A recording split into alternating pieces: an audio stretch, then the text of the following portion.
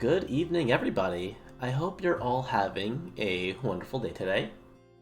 So, I didn't originally plan to do this stream, and I wasn't sure exactly if I wanted to do it today or if I had wanted to do it on Monday, but, life got in the way and I was a little busy. Ooh.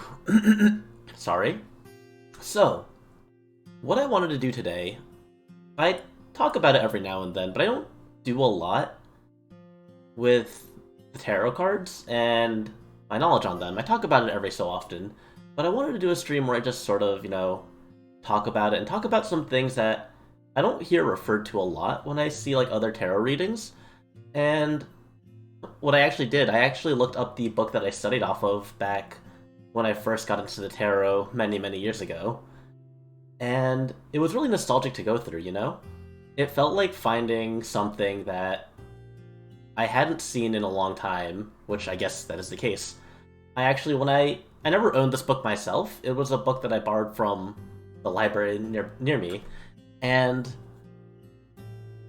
I actually borrowed that book so many times that they banned me from buying it. There was like a restriction that, I think it was like the sixth or seventh time that I tried borrowing it from the library. They were like, "You've borrowed this book from the library too many times. You can't borrow it for a while." And I was like, "Huh, that's disappointing."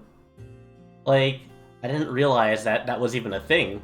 But I guess for the most part, for most books, you probably wouldn't need to rent it out for more than a couple times, so I guess it makes sense that they want to make it so that one person isn't just hogging this book on tarot cards for the better half of a year or two. So, I found it. I found it again online, and there's actually quite a bit of it that is available, for free. I don't think it would be, incorrect or bad for me to just show this on screen because, if it's free for everyone to access, then I don't see why I couldn't share it. Though I guess if you think about things like music and other things, it's technically free for them to access as well, but you still get DMCA'd by it. But this is on Google, and it has a free preview for it. And it's a nice. What I like about this preview is that it showcases magic tricks. Tarot is dumb and fake. I have. Thank you, Bodega. The way I see it, the way I see tarot is that it just highlights one potential path that you could take to your future. A lot of people sort of just see fortune reading as the definite future, but I just see it as a sort of an open path, there's a set amount of different paths that you could take. And that's just one of them. And magic tricks. There isn't really a very good tag to use for tarot, and I actually know someone else who does tarot reading streams, and they also use that tag as well. So I figured, might as well. Tarot was close enough to being considered magic. It's like card tricks and everything. The future itself is a trick. So, I have this book. Let me pull it up here. I have the window open right here. And you can see this was the book that I used. There's a lot of different books that are out there for fortune reading, but I stuck with this book for a long time. It's exactly. I actually was I had this mental diagram in my head. I want to actually pull this up real quick. Let me open this up. Uh-oh. I want to pull up Photoshop because it'll be easier for me to illustrate what I'm the way I see fortune reading and tarot cards in general. Because, right, it's a sign. It's a sign that shows you a way to go, but it's not necessarily the way you'll go. It's when you think about it, you see a lot of media where they talk about seeing into the future and then causing time loops and everything, stable time loops. How could you have done this if you went back into the past if I already knew it was going to happen, so I'm going to avoid it? That kind of stuff. But the way I see fortune reading and any sort of divination really, let me pull up my window here. A fresh new blackboard. Let me open this up. Alright. Believe in the heart of the cards. Exactly. We believe in the heart of the cards. So, the way I see it, we think about the present moment that we're in, right? Let me pull up my handy dandy chalkboard. And let me make this invisible for a second. Let me make this book invisible. So the way I see fortune reading is sort of like, we're here. This is the time period that we're in right now. And you know, the cards have a lot of different meanings to them. There's a lot of different ways that we can interpret them. But you know, in life, you're always faced with choices, right? Maybe sometimes you're faced with like a couple choices. Maybe you're faced with one choice, two choice, or choice three. Those are your choices, right? And sometimes maybe the choices that you have here, maybe some choices can converge onto each other. Sometimes no matter what you say, you'll end up in the same location. But you can still end up in a different location regardless. And maybe no matter what happens, you still have ways to converge to your other paths. It's sort of like a tree diagram. And from these choices here, you have a bunch of other choices that sprout across. You know, and the tarot, I feel, is just... it sort of just shows you one highlighted path, you know? Maybe these are all the outcomes. And maybe the fortune that you read highlights, let's say... let me change color here. Maybe that fortune that you get starts here, and it gets you along this middle path here. And then it converges to a path that you could have gone to if you made a different choice. But knowing this, knowing the potential outcome here, knowing that this choice exists, it'll change your perspective. It'll make you think about the possible outcomes, and who knows, maybe even if the cards read that this was going to be the outcome you took, maybe you'll end up going on a different path because of that. So the future is influencing itself by knowing what's coming next. So maybe you'll go on this path instead. And maybe you'll stray even further from what was going to happen originally. We don't know what the future is. So at the very end, the more you know about the future, the less you know. Exactly! So some people, sometimes, you hear a good fortune, and maybe you think, that's what I want to do. That's the kind of path I want to go along. And you know, if it's a positive fortune, you'll follow it. If you want that good thing to happen, you're gonna try to stick to that path. And who knows? You are just one factor in your own future. There are so many people, so many things that exist, that even if you try to stick to this path, even if you think you want to make a conscious decision to go alongside what is predicted, maybe trying to go alongside of that, initially you'll make that decision, and then maybe by trying to force it to happen, you split paths completely. You gotta work to make the future happen. Exactly. That's the thing I see about fortune telling, because some people just, like, will write you off and say, you can't just depend on the cards, you can't just depend on predicting the future to, like, feel safe about things. That's not how I see it. I think being able to sort of think about what's coming up in the future, think about the circumstances that are surrounding you. Exactly, it's to encourage you to take a path or warn you not to. I said this the last time I did a stream involving tarot, which I think was 2 Thursdays ago, where it's like, you have an idea in your head. A lot of the times when we do tarot readings, you want to know, like, you have a question in mind. And obviously if you have a question, you have some sort of idea of how you want to approach it. But you want to know exactly what that future will hold for you. And if someone reads you your cards and gives you an idea of what that future could be, then it'll sort of give you an idea of how to work alongside that path, or maybe to fight your future, you know? To challenge your fate. At the end of the Of course, I'll make sure to get to that. I don't know how long I'm going to be talking here. I feel like there's a lot I want to say about tarot, but I'm also, like, not sure if I'm going to say too little or too much. But what I mainly want to talk about, because this was brought up to me by Jason a few streams ago, and he mentioned that there's, like, so many things to learn about tarot, and that's true. A standard tarot deck has 78 cards, 22 major arcana, and 56 minor arcana, so there's a lot of different individual card readings you need to get to.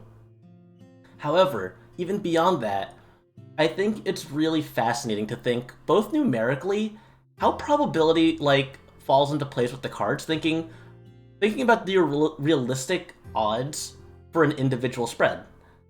And then there's also different interpretations beyond just the individual card meanings. And that's why I wanted to pull out this book specifically. So let me just open up Chrome again. And here we are. So this book here, I studied off of this book pretty heavily for, I want to say, the better part of a year when I was younger. And you can see there's a lot of different things here. They talk about the tarot deck, they talk about different spreads and arcana and court cards and combinations. And I think one of the more interesting topics in this book are, take a look here. There's two sections that I don't see get focused on a lot. There is this topic here. Wait. Why can't I see above that window? There we go. You got a tarot deck after a reading because it spooked me. Right. It is very daunting to get into tarot decks, into tarot readings, because there's just so many cards there. But I know a lot of people who have, like, purchased tarot decks and, like, want to learn. And I think it's important to be able to know, like, where to go there. So what I think is interesting to talk about is this section here on tarot combinations, along with the section on runs of suits, numbers, and cards. A lot of people know the meanings of just the individual major and minor arcana, but I really don't see often, like, people relating the cards to each other, and I think it's really fascinating when you see things like, when you see multiple wands in a reading, or when you see multiple of the same number in a reading. Like, those kinds of combinations I've always been fascinated by as well. It's kind of like when you're playing a game of poker, you know, there's like so many different kinds of hands. There's 2 of a kind, 3 of a kind, full house, a flush, and those kinds of hands exist in the tarot as well, those kinds of card relations. So that's kind of some of the stuff that I want to talk about today. I kind of want to read through with you guys in this book. And they also talk about these things like life cards and year cards. I think these are actually pretty cool little things that you could do as well. Kind of like the Zodiac, actually, like the life cards and the year cards. They're cards that sort of are assigned to you at birth based on your birth date. And I think it's something else that I want to talk about as well. So, again, this is a preview of the book. I actually don't have access to the full book, but there's a lot of different things that we can see here. So if I skip to tarot combinations, you can see they talk about how tarot, like I just said, is more than merely memorizing. Do I want to buy it? I probably actually am going to buy it. I'm probably going to buy a hard copy of it because there isn't an official ebook version of this. And I use this book a lot, and I think it would be a very good reference to refer to. It's probably, out of all the tarot books that I've read through, this one stuck to me a lot. And I don't know if it was because of the first one that I read, or because I think it presented the information in a very, like, organized manner. Goal in the future, then. Yeah. I mean, it's not expensive. I could probably buy it after the stream. I probably will. But like it says, it's more than just memorizing all these meanings here. And like I said, you'll see different combinations develop different meanings here.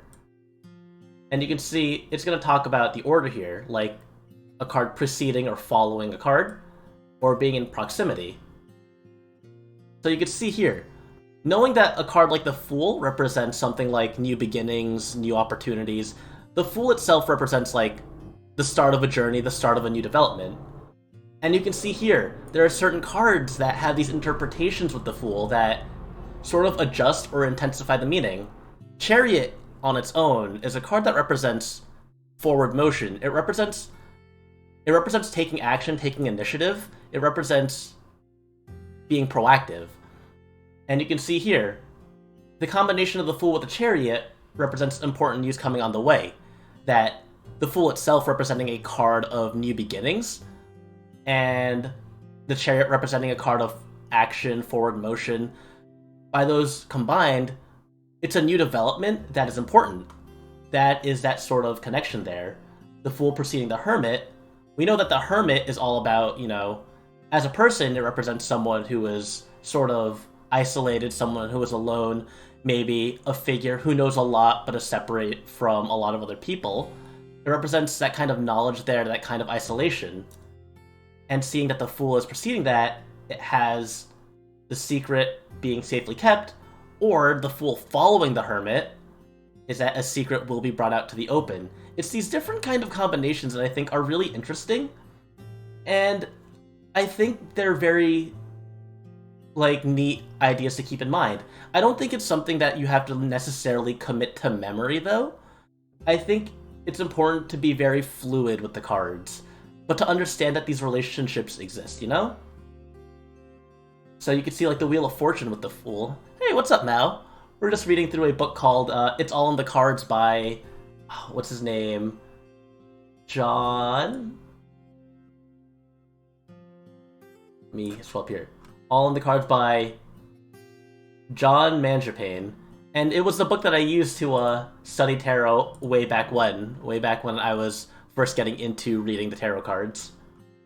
And I thought that this concept here was just really neat, just because before this, the Wheel of Fortune, like that game show, of course, Kaji, of course. I did take a lot of time from other sources to, like, learn the meanings of the cards, and I think here this book showing, like, different relations is also a very fascinating thing to keep in mind. For certain spreads, like for like 2-card spreads or 3-card spreads, obviously the probability of these things happening, of seeing these cards in direct connection to each other, oh, Siren, thank you for the host, is a lot smaller because, you know, you only have 2 chances. But seeing these cards happen in, say, the Celtic Cross spread, or even like a 6-card spread, the chances are a lot higher for that happening. You can see, like, the Fool preceding the Sun. You can see a card of New Beginnings preceding a card of happiness, of, like, positivity. Happiness, enjoyment, and order coming from an unexpected source, you know? Because the Fool being New Beginnings is something that we don't know. We don't know what's happening. It's the start of something new. And the Fool preceding the Sun means that it's like positive energy there. We could see some other cards here. Let's see. Oh. Eh? Is this only a limited amount that I can read through? Because I swear I was reading through more of this before. There was this section here, runs of suits and cards, that I wanted to read through, because that also could be sudden death from an unexpected source. Oh, jeez. That's pretty grim. We could see the Magician here has some meanings, like the Magician reversed preceding the High Priestess. This one, and this is what I'm saying by, you don't have to, like, commit all of these to heart. This is hyper specific. This is it's just really funny to me. Like, I know having this happen, the Magician following the High Priestess and the Magician specifically being reversed, is not necessarily, like, something you'll see. It's very specific, you know. You have a 1 out of 156 chance to get the Magician reversed, and then a 1 out of 154 chance to get that Priestess upright. So 156 times 158, that is approximately like a 1 in 100,000 chance, or more, because, you know... No, not 100,000. Like, it's in the 5 digits of percent chance, so it's way less than 1%. But it's still, like, super, super hyper-specific, and I think it's, like, really funny. But, like, you compare it to everything else, like the Magician following the Empress, discretion will bring success. And, again, that also makes sense, because the Magician is a card about channeling your power. It's about meditation, it's about energy, about your own energy, about the person in context, and the person in mind, it's their energy. Exactly. And I think, like, the example here with the Magician and the High Priestess is a case of that really specific combo. But, like, Empress and Lovers here, like, hesitation in beginning a new venture, or separation due to hesitation. These make sense. These are combinations that do make a lot of sense, and just by knowing the cards, it's not like something that you have to memorize, because it's the kind of interpretation that you get just because you know what the cards mean. Channeling that energy. So the Magician representing channeling that energy, that's where the hesitation comes from. You're sort of, like, building up that energy, you're sort of meditating on something new. With the Lovers being, you know, relationships, not necessarily romantic relationships, it can be platonic relationships as well. So that's where following the Lovers, that sort of energy comes from. The Lovers representing 2 people in union, and the Magician representing the channeling of that union. And then obviously reversed, separation due to hesitation, you know. Because the magician reversed represents, like, imbalanced power or, like, instability. So instability following something that represents a union, an unstable union is sort of that interpretation that you could get there. So there's a lot of different combinations here. I think I've seen it a lot where I see people like read the cards individually, but not really relate cards to other cards. And I think that's an important interpretation to take when you study the tarot. I wonder if I refresh the page if everything will come back. Oh. I had to open in another tab and it let me see more of it. So, there we go. Some of these cards here are showing up now. Right, not a literal meaning. Exactly, they're symbolic. Sometimes they can represent people. Oh! Welcome, Spike. Welcome. Thank you for the raid. I hope your game's of radical bikers, radical with a K. I hope your game went well. I hope you delivered all the pizzas. And we're currently talking about some stuff with the tarot that I don't really see talked about all too often. And let me see if I can get to this next page without the PDF messing up on me. Ah, there's a page here. So another thing I wanted to mention, for those of you who are new here, I suppose I should introduce myself. My name is Elliot Ambers, and sorry. Welcome, May. Thank you for the raid, the back-to-back raids. I'm glad to see you all here today. Thank you for joining the classroom. Today, actually, before I talk about what we're doing today, my name is Elliot Ambers, and I am a scholar, and also a part-time seer. Thank you for the raids, both Spike and May. It's wonderful to see you. I do a lot of studying. Usually my studying streams are about Japanese language, as I am also learning Japanese, but today I wanted to do a lesson on tarot cards. I wanted to do a lesson on fortune reading, because it's something that's fascinated me, and I enjoy doing it a lot. I enjoy doing tarot readings a lot. But, thank you, Aurora Axelhart, for the follow as well. I haven't taken the opportunity to really talk about this topic as much as I'd like. So I'm just going through just interpretations of the cards, talking about what it means to read, what it means for like divination in general, what it means to read the future, and just talking about interpretations of cards. One thing that I know a lot of introductory tarot readers like get tripped up on, like get intimidated by, and I'll just put this book here because, you know, while I'm just talking, while I'm not going through the book, I'm going to introduce this book that I do enjoy reading through a lot. This is a book that I actually read when I started reading many years ago. I think at this point it's been 10 years ago when I started reading tarot cards. And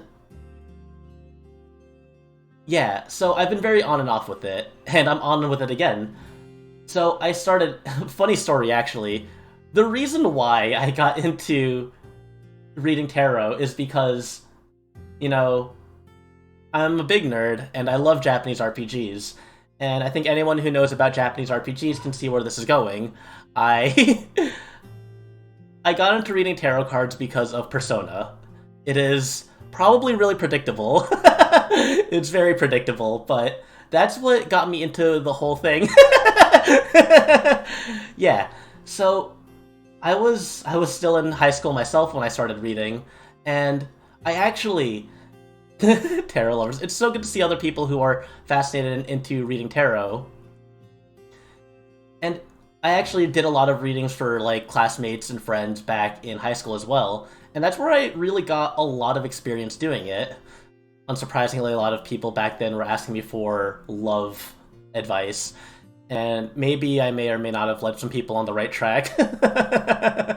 But, you know, it's all about, like I said, I mentioned this earlier, but with so many people here, I might as well bring it up again. So, let me close this out. I had this whole discussion at the start. Let me find the right capture here. I had this whole discussion, you know, where when we think about reading the future, we think about the outcome there. Not getting into tarot because of JoJo. Okay. Before I get into this little tangent and drawing a tree here, as some of you may know, I do work at the academy as an instructor, and at the end of the school year, which is around this time of year actually, I usually have my tarot cards because some students also enjoy getting their fortunes read, you know? Young teenagers do enjoy that kind of stuff, so I'd oblige them. One kid walked up to me, he pulled the cards out of the deck box, and he looked through all the cards, and he pulled out a specific card, and said, "Sawarudo!" And I was like, go back to your seat. I don't need a JoJo reference in my classroom at this point in time. It was just like, I knew where he was going with it. I knew that this kid was a big anime fan. This is a kid that, he walked up to my... no. This kid... and this is very off topic. It was the world. It was the world. This kid, one day in school, because I'm a very lax instructor when it comes down to it, he was watching anime in class. He was done with his work. I didn't care about it because, you know, I'm also a nerd. He's watching anime. He's showing his friend this new anime that came out in the season. The anime that he was showing his friend that season, the season had just started. This is the first episode. It was Goblin Slayer. And I was like, huh, a lot of people are saying that Goblin Slayer is a pretty cool anime. You know, I'll stand behind him and watch what's happening in this anime. And it was pretty cool. You know, they were fighting these goblins and, like, in a big twist, the heroes get defeated. And then, like, in the middle of the fight, these goblins all run up to one character and just, like... I don't even want to say what happened. It was just very bad, and I was like... You watched this already. You watched this anime, you watched this first episode, you know I'm standing behind you. When did it occur to you that this would happen, and why would you still be watching this? And yeah, that is... Being a teacher on the other side and seeing, like, kids into that kind of stuff is very interesting. Because I'd expect most teachers to tell them to turn it off, but I don't really do that because I'm also, unfortunately, interested in that kind of stuff. But seeing that was just like a big, as the kids say, bro moment. Anyway, back to the main point I was getting to here with the tarot. So, the way I see this, the way I see reading the future... You would have memed with him in Frozen Place. Just like, you also just freeze in place and just like, be like... Just pause when you see that happen. No, I had to like tell him to like, you gotta turn that off right now. You gotta stop watching this stuff, this degenerate stuff right now. But, as I was saying, we have this starting point here. We see this as the present. This is where we're currently at. Like when you have a fortune reading, you think about the current moment that you're in. And the tarot reads you your future, but when you think about the future, it's never just a straight line. This isn't your future. It's one possibility here, but there's always so many choices that you can make in life. So you have a choice here, a choice here, a choice here, a choice here.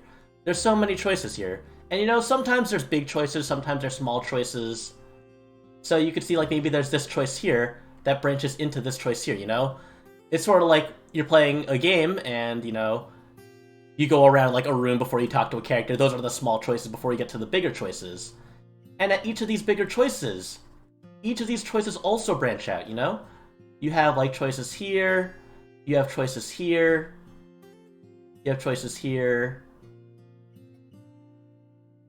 You always made people read for you. I actually end up being like the one at parties, like, if a party's at my house and like someone like sees a tarot deck, they're like, "Hey, Ambers, can you read my fortune?" And I'll be like, "Yeah, sure, I haven't done it in a while, but I might as well."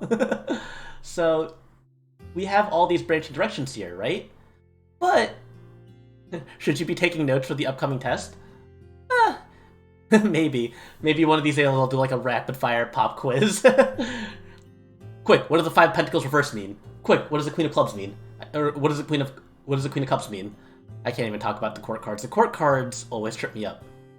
But we have all these different choices here, you know? We have little decisions that could lead to other decisions here. But even like the big decisions can branch out and reconvene into the same outcome, you know? Just because you do one thing differently doesn't mean that future is sort of blocked off from you. There's always different paths that you could take. And the way I see it, when we talk about the tarot, you didn't study. It's alright, you know? There's always retakes, there's always extra credit after school, there's always extra study sessions. But when we read our futures, you know? Maybe one path that you take was this little sub-path here, and then you go over to here. These are the decisions that you make. These are the decisions that the tarot line up for you. But maybe that's not what you wanted to hear. That's not the outcome that you wanted. So if you're told a future that you don't want to deal with, you're not just gonna sit there and take it. You're not gonna just sit there and say, yeah, this is my future now, I guess I'll just die. No, you want to go as far away from that path as possible. You want to spread out. You want to say, that's not my future. Because the tarot outlines a possible outcome. It sort of, I think, serves as a way to see different opportunities, different outcomes, different ideas. They're not what you're bound to, but if it's something that you want to happen, then, you know, why not follow that path?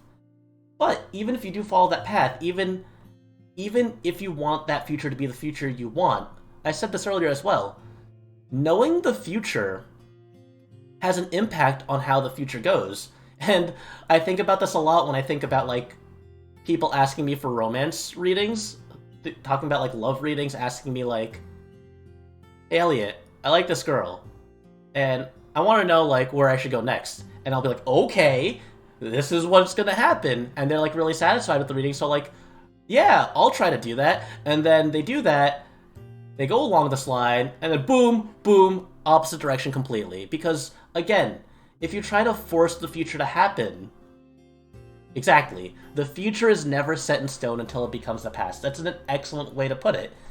Because the future hasn't happened yet. There are so many different possibilities, so many different outcomes. And I think the tarot is just one way to interpret a possibility.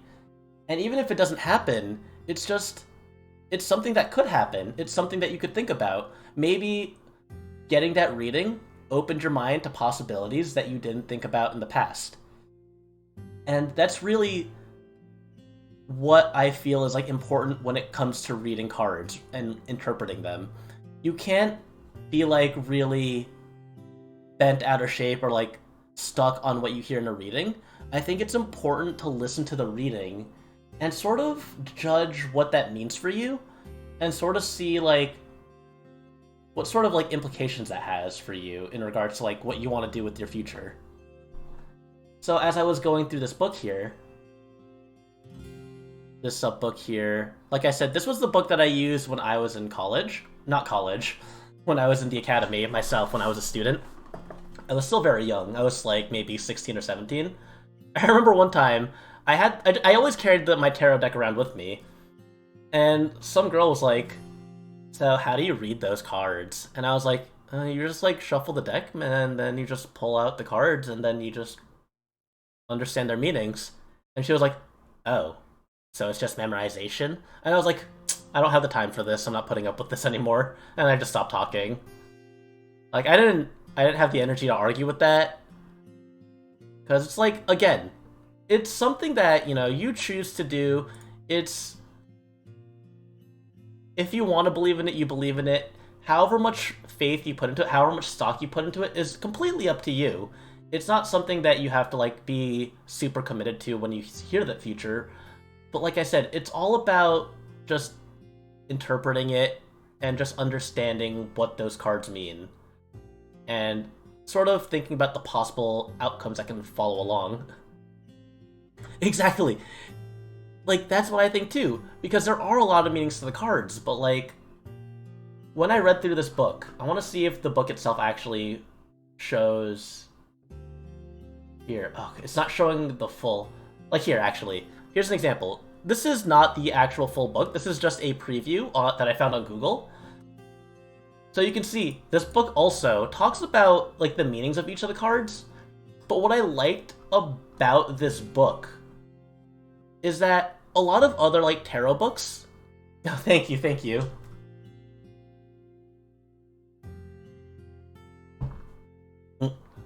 I gulped too much.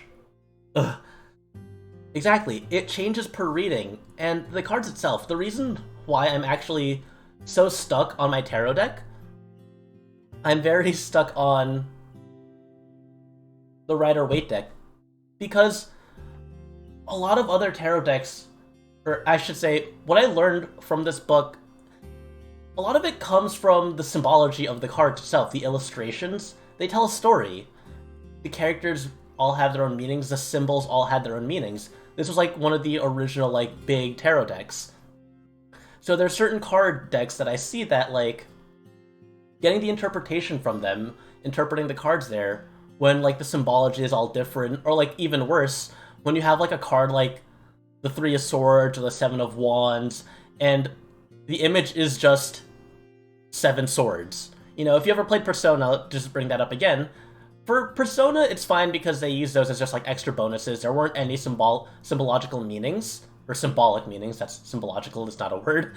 There weren't any symbolic meanings that the game applied to the minor arcana. They were just a card with, like, a gray background, and then the number of the suit on it, you know? Like, the Seven of Swords had just 7 swords, the Three of Pentacles had 3 pentacles, and so on. But with the Rider-Waite deck, those cards all have their own stories. Each individual card has its own meaning. And what I liked about this book, other books, especially, like, books that come with tarot decks, because they had to be in such small, like, bindings, a lot of those books I don't like because they always throw, like, a bunch of different words in a comma-separated list. And I think that's good for, like, a quick reference. But when it came to learning the cards, like, sort of getting understanding of the story they tell, I really got a lot of help in understanding them from reading this. Like, here we could see the Page of Pentacles.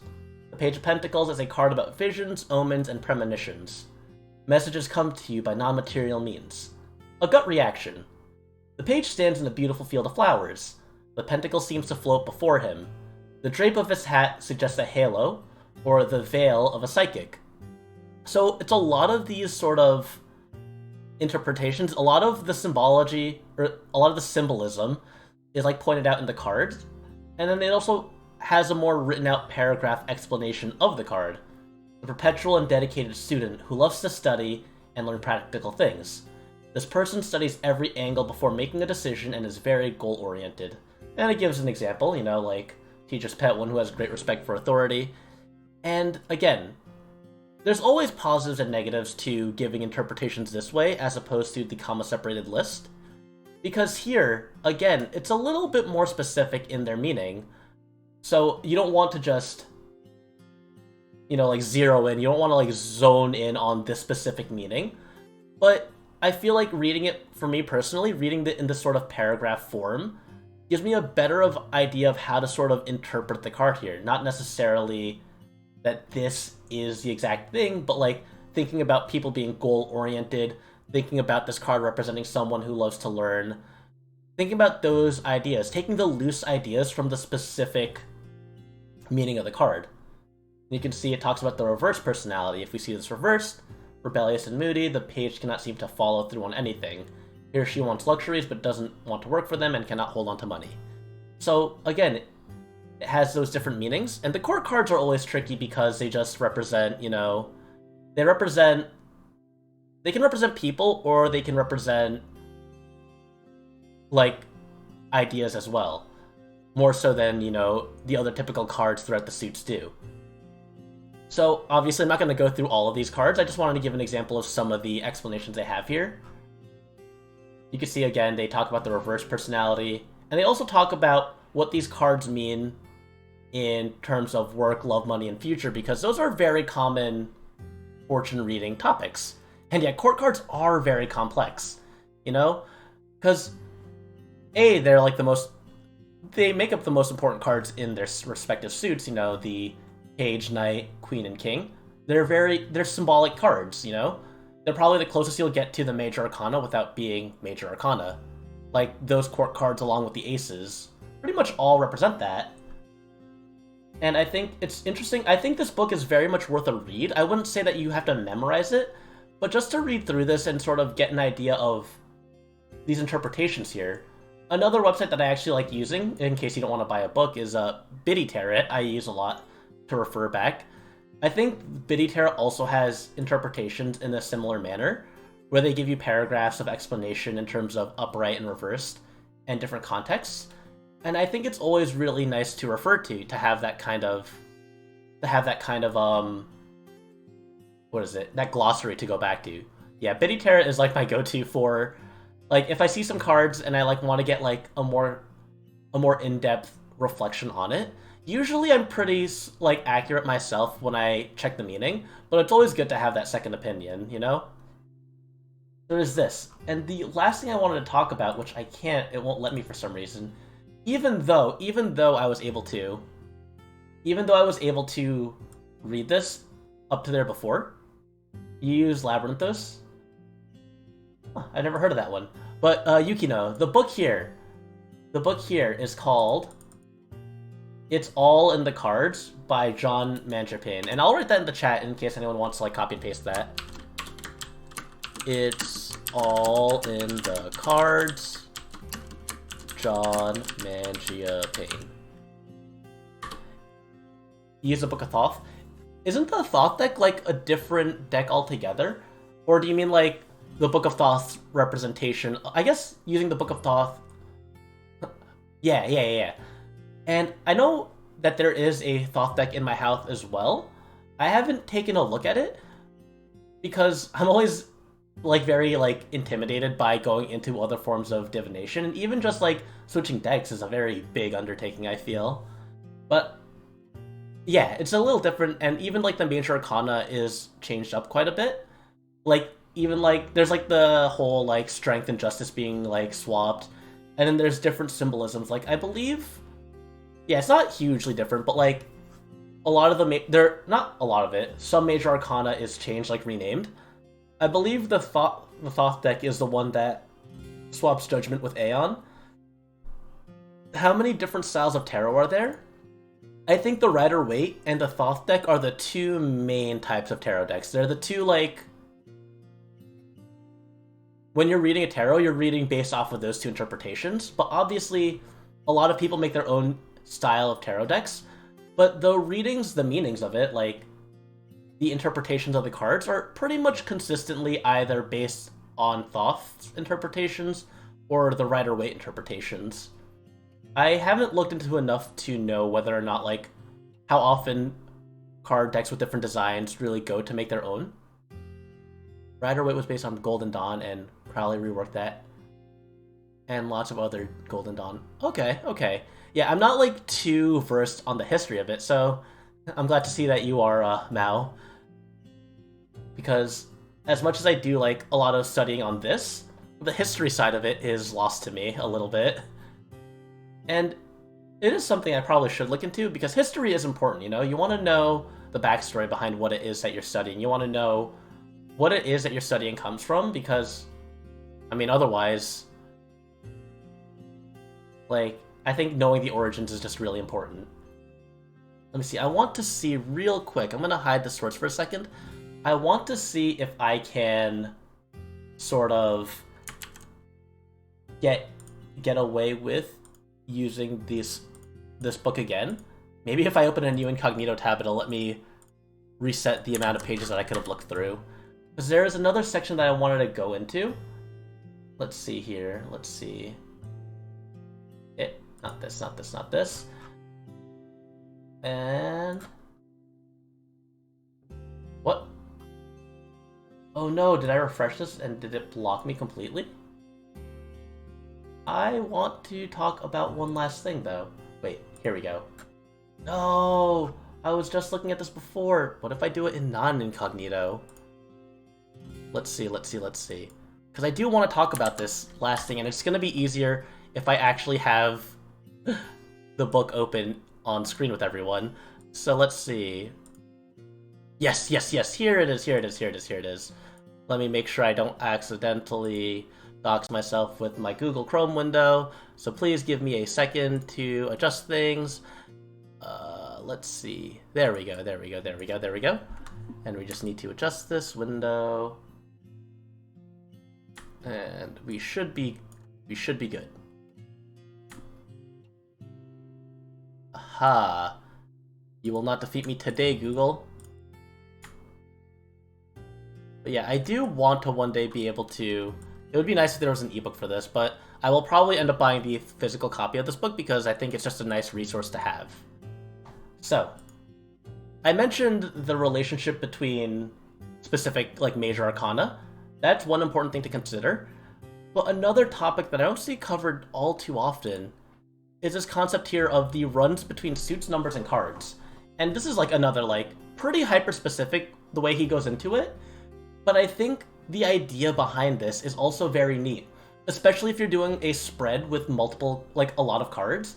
Typically when I do, like, big readings, like the one that I was requested by Seer to do at the end of the stream, if you do, like, the Celtic Cross, which is a 10-card spread, the chances of seeing a run of suits or numbers is a lot higher. You're more likely to see, like, multiple of ones, multiple wands, multiple cups, and I think being able to interpret the relationship between that can add a lot to a reading. Does he? I know I read it in the comments. I was reading the reviews for this book, and people were, like, looking for, like, a follow-up to this. Is it, like, good interesting or bad interesting? But you can see here. So they talk about the major arcana cards here.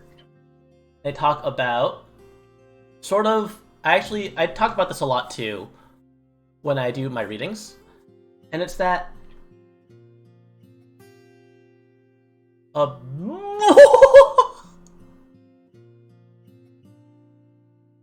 It's called A Bear's Guide to the Tarot. So... I mean, that's fine. That's not what I was expecting at all. I mean, you do you, John, but... I mean, I'm sure there is absolutely an audience for that, like, absolutely certain. Now bears can read tarot. Oh yes, the bears can also read the future now too. Is a tarot deck mostly just limited to 78 cards? Asking because my deck came with 2 major arcana. That's interesting. So usually there are some tarot decks have, like, different interpretations of, like, major arcana. Like I mentioned before, there's, like, number 20 in certain decks, instead of being Judgment, is called the Aeon. There are a lot of different interpretations on the Magician that gets different names. So I assume your 2 extra major arcana card are probably related to that. I know, like, Persona, to bring that up again, when they ran out of major arcana cards to use for their confidant or social links, they actually switched to alternate readings. That's why in, like, Persona 3 Fez.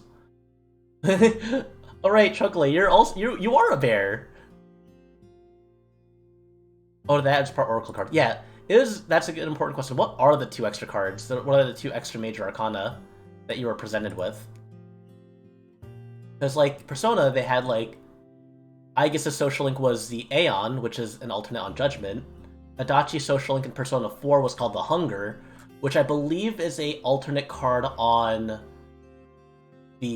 Strength. And then Adachi's other arcana was I think it was the Jester. And obviously the Jester is an alternate on... It was an alternate on the Fool. So your extra cards were the Well and the Artist. That's interesting. Do they have numbers on top of them? I've never heard of the Well and the Artist, but you could probably tell what they're supposed to be a replacement for based on the number at the top of the card.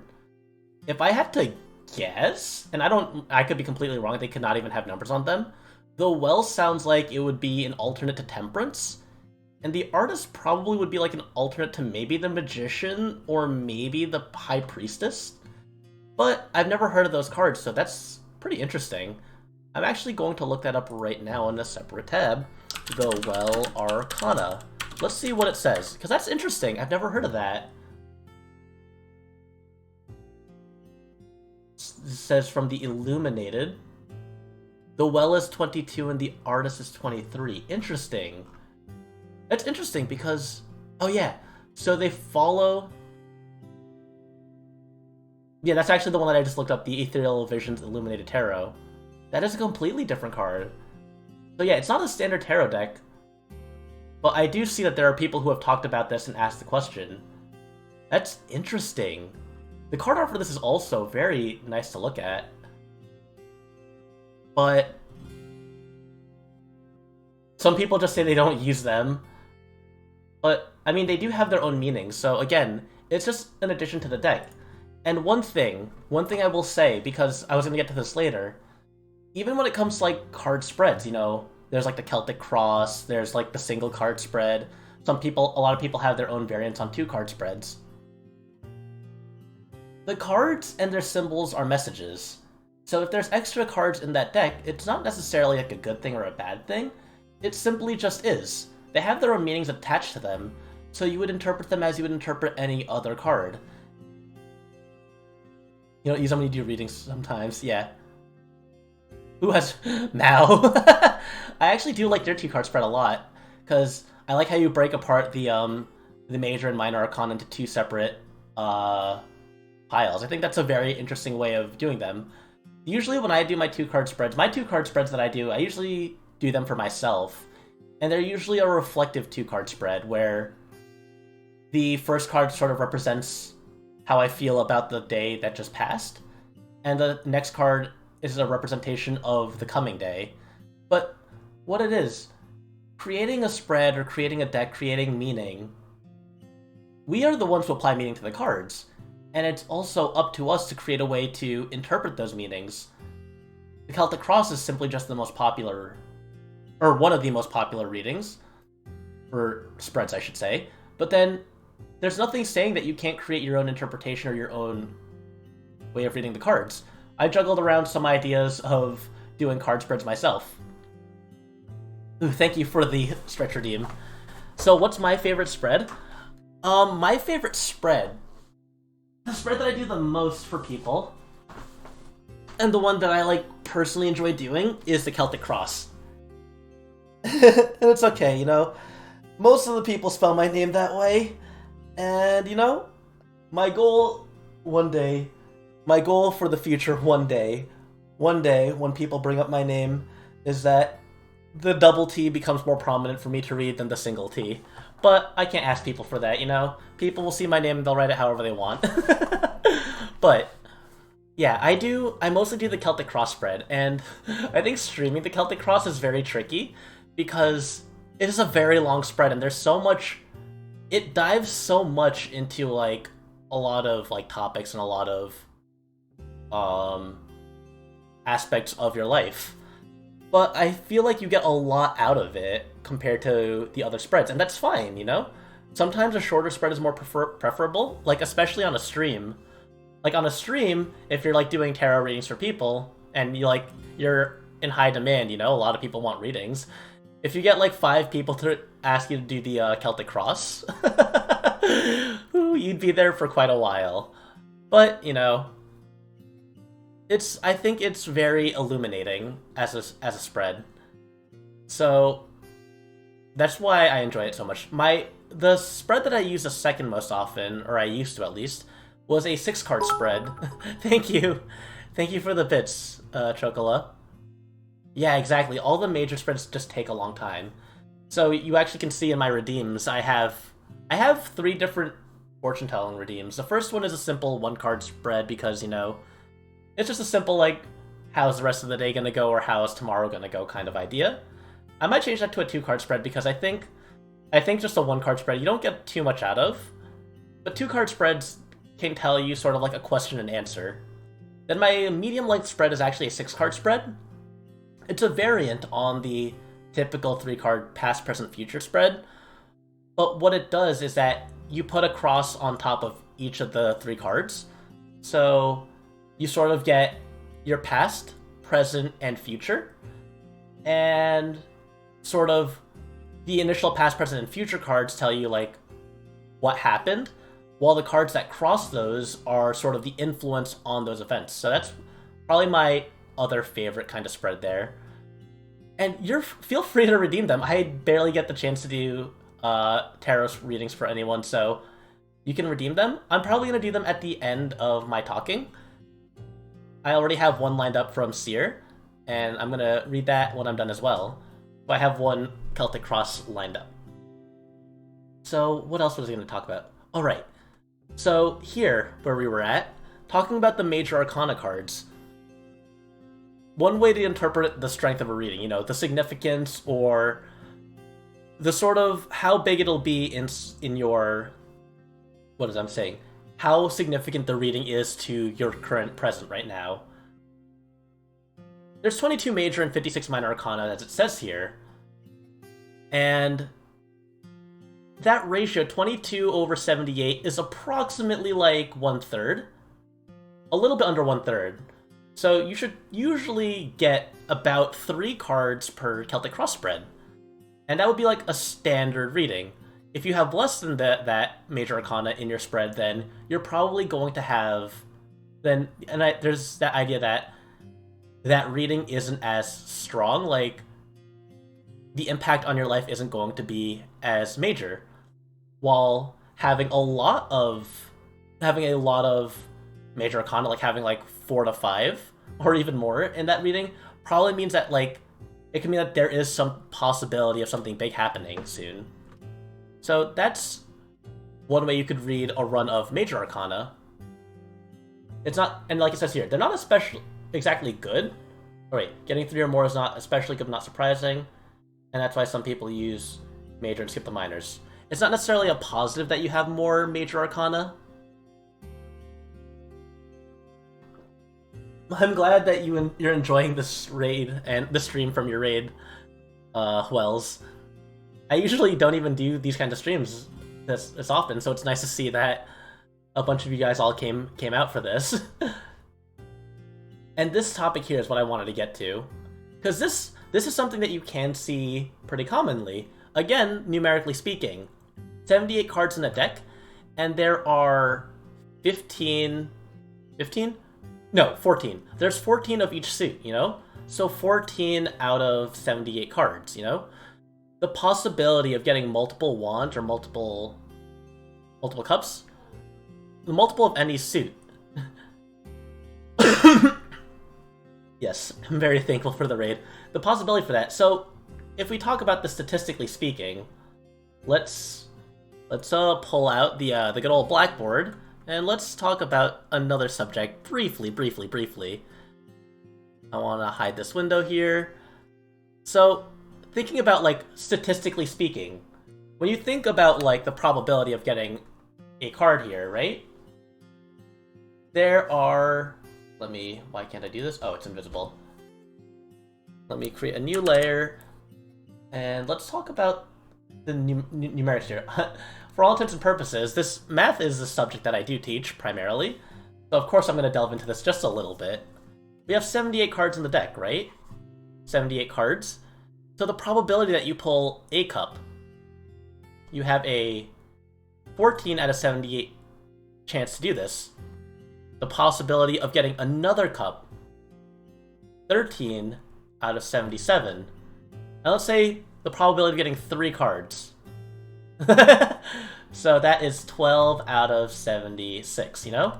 So the probability that 3 cards in your deck, and this isn't the exact calculation, this is an approximation, this is implying that you get this all in a row. And I could go a lot more in depth with this, but the chances of getting 3 of the same suit in one fortune reading, 14 times 13, I'm using a calculator for this, my brain's not that big, 2,184 out of 78 times 77 times 76. Looking at the cards from a numerical standpoint, 4, 5, 6, 4, 5, 6, that's a beautiful number. So if we divide that, 2184 divided by 456, 456, the chances of this happening in a deck, 0.004 or a 0.4%. Someone could probably check my math on this. I'm doing this really fast, so I might have messed something up. Or I might not be doing the probability correct because, you know, I didn't do too good in probability in college. But out of all the spreads here, a spread involving 3 of the same suit, there's a little bit under a 1% chance. It's a 0.4% chance, which isn't that bad. That's approximately 4 out of 1,000. Yeah, 4 out of 1,000. So it can happen, and it's a pretty good chance, all things considered. But it's not like a big chance. And actually, while we're talking about this, if we want to think about this, because we talked about the different kinds of spreads, to calculate the idea of how many different kinds of outcomes there are, if we say do a 2-card spread, and let's say we're doing a 2-card spread where reverse and upright matter, the amount of outcomes, if you have 2 cards, we say 156, because, 78 cards times 2 because of upright and reverse, 156 times 154. That gives us a total of 24,000, just from 2 cards. Just from 2 cards, you get 24,024 different possible outcomes there. And if we multiply that by another 152 times 152, if you do a 3-card spread for someone, the amount of outcomes that exists for that is 3,651,648. Since we keep on... you come into math, yes, we are on the math portion of tarot reading. You could pretty much just throw on about 3 decimal points here, or 3 place values here. So if you consider the amount of readings, or the amount of outcomes for a Celtic cross spread, you're going to have approximately 30 zeros there. 30 zeros of a number, which I don't even want to count that. That's a big number. So while there is a finite number, tarot is low-key all numbers. I mean, all the cards have numbers on them. Even the aces are 1s. The major arcana is numbered 0 to 21. I think it's fascinating to think about how many outcomes exist here, how many different possibilities, that it is possible to exhaust every possible outcome of tarot. But even from that, even if we calculate the several multi-trillion, billion, quadrillion, quintillion, duodecillion outcomes, it doesn't matter if you ever were to get 2 of the same tarot reading, because we have to consider that tarot also has to do with the querent, the person asking the question. So it's always important. There's a loud droning sound. I don't know if you guys hear that. I'm sorry if you do hear that. It's based entirely on the divine numbers of the Sephiroth too. Is it? I haven't looked too much into the Sephiroth. I know what it looks like.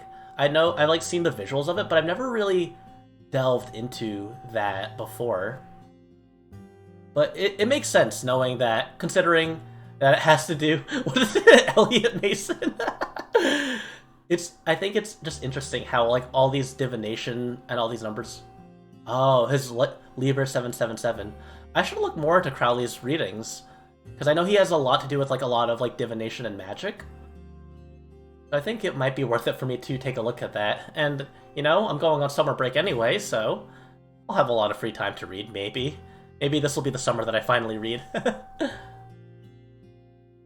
Yeah, going back to the book. So I talked about the runs of suits. You think we're just making up words? That's how it always sounds. Oh, okay. Okay, cool. So those 2 are his books. I mean, if you think about it, all language is made up, right? So opening this back up. Yeah, I'm gonna take a look at those 2 books as well. So the runs of suits. So we can see, I usually apply these because they're pretty straightforward ideas here, and it makes sense, A run of wands usually indicates that the situation is primarily in the realm of thought, It's being conceptualized. A run of cups usually indicates that the situation is felt in the realm of emotion or spirits, but not necessarily manifested outwardly. And these kinds of ideas I usually think about and point out when I see a lot of consistencies in suits. Wands are usually really tricky for me to conceptualize for what they represent, but cups are pretty obviously emotionally related. Pentacles here says a situation is starting to take form, or in the process of being demonstrated. That's one interpretation. Usually my interpretation with that as well I usually think that when I see a lot of pentacles, I usually think that it has to do with like wealth, whether it be like material wealth or like actual funds. Though it's a bit scary to talk about that when trying to like predict the future and stuff. But like, that's usually what you relate like pentacles to, right? To that kind of wealth, that kind of like financial kind of ideas. But also never use your fortune reader as a financial advisor. That's probably one of the worst ideas.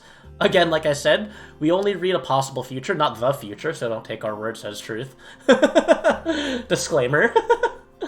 A run of swords predicts tremendous activity, agitation, or acceleration, because swords show the last stages of effort before the final result. So you can see here, these four interpretations, wands, cups, pentacles, swords, also tell their own story in a row. That wands is that your situation is being developed internally. Cups showing that it's what you're thinking about right now. It's at the emotional level. While pentacles is showing that, you know, you're in the process of doing it. That it's happening right now. And then swords show like agitation. Sometimes I also read like swords, a run of swords, as a major challenge, you know? That if you see a lot of swords in a reading, that having all those swords represents that the future approaching you is going to present you with some sort of major challenge. And then it says runs of numbers. And then it talks about numerology, reducing two-digit numbers to single digits, like reading a 10 as a 1, reading temperance like a 14 as a 5, reading the world as a 3, and so on. So you can see they actually talk about this. And I don't super vibe with the full list here of upright and reverse, like 4 1s, 3 1s, or 2 1s. I do think it's important, this first idea here, like a run of 1s indicating that a situation is beginning, a run of 5s indicating challenge or fluctuations. A lot of these interpretations also come from just the illustration on the cards. You know, like a lot of the 5s represent some kind of challenge. I think about the 5 of swords, and it's that guy holding the 5 swords on him, and the other guys are like running away. Like he came out victorious in that fight. Yeah, it is numerology as well. So it might be more tied to numerology, which I haven't studied as much. And that might help me in my readings as well. It is challenging holding 5 swords at once, but the guy in the 5 of swords is a ultra Chad, I think. And he just, you know, he's looking smugly in the background. You see 2 guys walking away, and he's just like, yeah, I got 5 swords. And you think about like the 5 of Pentacles, where it's like the two people walking in the snow with the stained glass window in the background with the 5 Pentacles. And that represents like that sort of poverty, that loss, that sort of struggle. So that's where I see like, I sort of internalize that idea of change or challenge. And here it actually mentions the word as well. 5 indicate material prosperity, but spiritual poverty if not properly balanced or understood. 6 is representing adjustments in thoughts, attitudes, or conditions, and so on. Not to oversell Crowley, but Lieber. Ooh, it has a lot about the Kabbalah? I'm familiar with the term the Kabbalah, but I don't exactly remember what it directly is related to, I'll be honest. And yeah, that's like the main things I wanted to talk about. How much do you need to know to properly read tarot or to understand what the cards are saying? So, OG numerology. Oh, okay. What I would say, Wells, is that the only way to get better at reading the tarot, and honestly at doing anything, is to just do it. When I started, I usually read to myself. I did like smaller spreads for myself, like 1 card spreads, 1 or 2 card spreads, maybe sometimes a 6 card spread of past, present, future. Because you do have to sort of do it to understand that. I don't think you need to study the meanings of it super hard, but you should be able to interpret some kind of a message from any of the cards as they're presented to you. I think it's very important that you're able to do that. So I think that's a spot where a lot of people get intimidated, that You don't want to read for someone because you don't want to, like, give people a messed up reading. Exactly, exactly.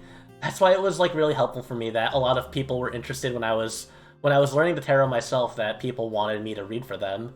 So I'm not gonna say I, like, winged it. I did have an idea of the cards at the time, but a lot of it was just, like, me pulling from my memory what I learned, and it wasn't, like, direct memorization. Sometimes I would, like, be more in-depth with one card than another. Like, it's a lot easier to be in-depth on, like, Major Arcana, because they're the Major Arcana. They usually have more defined meanings, while also being more major in their representation on the tarot. While the Minor Arcana is a little harder because, you know, they're not as easy to interpret, they're not as, like, obvious or talked about compared to the Major Arcana, but it just comes with practice. So I would say that if you want to get into reading tarot, that you do it. That you just go for it. And that's the main thing I wanted to talk about. Maybe one day I'll talk about, like, go through all the cards and just do a read-along where I just read about what each of the cards means and interpret their the symbolism. But I think that's a pretty good stopping point for the lesson part, I suppose I could call it. And Seer asked for a 10-card reading. So without further ado, let's get started on that. So,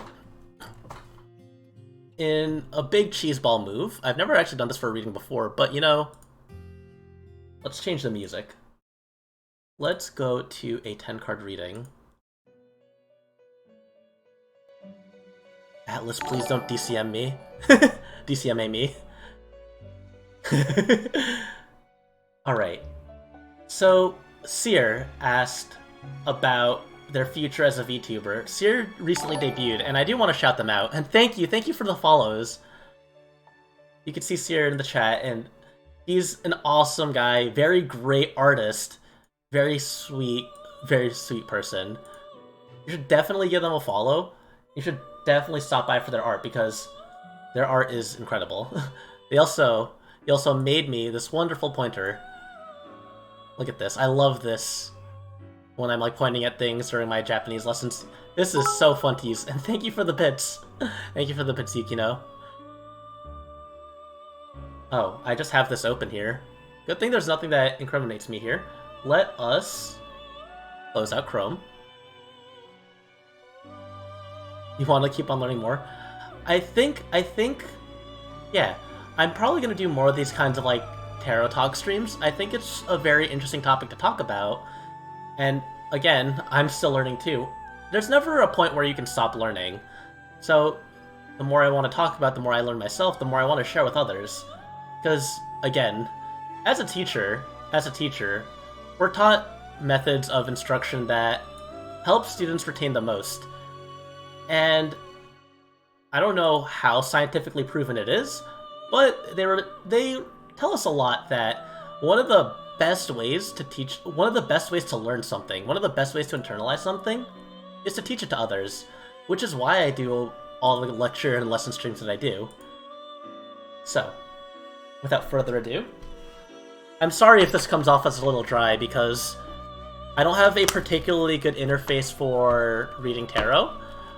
I have the deck that you can hear me slapping on my desk right now, and we're gonna shuffle this around. I'm gonna be streaming for a while. This reading is probably going to take that long. Yeah. And I'm sure if other people want readings as well, then they'll be able to redeem them. So yeah, I'll definitely be here for more than 15 minutes. And I love this track. This is such a good track. And if this gets muted, actually, I'm gonna do this right now. I'm gonna click record. Because if this gets muted, I want to at least be able to upload this to YouTube and have it record for posterity. Just have it, like, split into 2 different segments. So we just shuffle this around. And this is actually another thing that gets talked about in the book. When you shuffle your deck, depending on how you're reading, like, if you don't want to do any reverse readings, then, you know, you just shuffle the deck as normally. But you want to be conscious that you're keeping all the cards upright. For me, I'm shuffling my cards in a bunch of different ways. I'm just doing the traditional, like, pull the cards out and put them back in kind of shuffle. I take half the deck. I don't have an overlay for it yet. You're right, you're right, you're right. Oh, you're too kind. I take half the deck, flip it one upside down, and do the Sprint Shuffle. Sometimes if I'm feeling really spicy, I spread all the cards out in a circle, just like scramble them all together. There's a lot of different ways that you could interpret and or not interpret, you could shuffle the deck. So, let me lay out the cards here. Like I said, this is the Celtic Cross spread. It's a 10-card spread. And hopefully I can fit this all on my desk. So, I remember this being a problem last time, but after the cleanup, it's a little bit easier. 2. And then 3, 4, 5, 6. 3, 4. So, Seer asked what it would be, what would happen with their future, his future as a VTuber. So, we have 10 cards to go through. This is going to be a Celtic Cross spread, like I mentioned. And each card has their own meaning based on the position. So the first card is what we refer to as a question card. It's a card that talks about... after the changes you're making. Alright. It talks about sort of the feelings, the emotions in regard to that question at the present. And the second card is sort of something that could be influencing that. Okay. So the two cards that we have here. Let me do this. Image. I need a better setup for this. So, yeah, I need to figure out a faster way to do this, but it should still be not too slow. I also need to sort out my deck folder a little better. So, what we end up with here, the first card, the question in mind, or how we are reacting to that question. The first card here is the reversed Knight of Wands. And we remember that wands sort of represent ideas in development, ideas starting to form. The Knight of Wands is a card that represents an active step towards what you're doing. It represents taking action, it represents moving forward. Or it could represent a person. It could represent a person taking action. But we see that this card is reversed. So what this could mean is that it could represent someone who is still taking the time to think about what they're doing, taking the time to sort of plan out what it is that they're going to be doing. But with it reversed, rather than taking action, what it represents is being in meditation, stopping and taking the time to think about it. Your ideas are still there, but it's just taking a little bit of time, you know? You're taking that time to step back. And we can cross this. And I think it's interesting that both these cards ended up the way they did. So let me adjust this. Properties. This is going to be us going through the alphabet. So the next card that we have here, transform. This is what we call the crossing card, the card that sort of influences that idea. And what we have is the reversed Hanged Man. So the influence on this sort of meditation, this sort of taking the time to think about your next actions, is crossed by the Hanged Man reversed. Typically, the Hanged Man is a card that represents self-sacrifice. It represents, you know, giving up for others. It represents doing a lot for other people. But with it being reversed, what it could mean is that what's influencing the decisions here, what's influencing those desires, is wanting to do things for yourself, which is a perfectly fine thing. Sometimes you need to take a step back and work on yourself before others. So that is the interpretation that I'm getting here, that it's a time of meditation, a time of introspection instead of action, fueled by a desire for self-fulfillment. The third card that we have here, let's add this here. Force 3. The third card that we have here, this represents the recent past. And the recent past is being represented by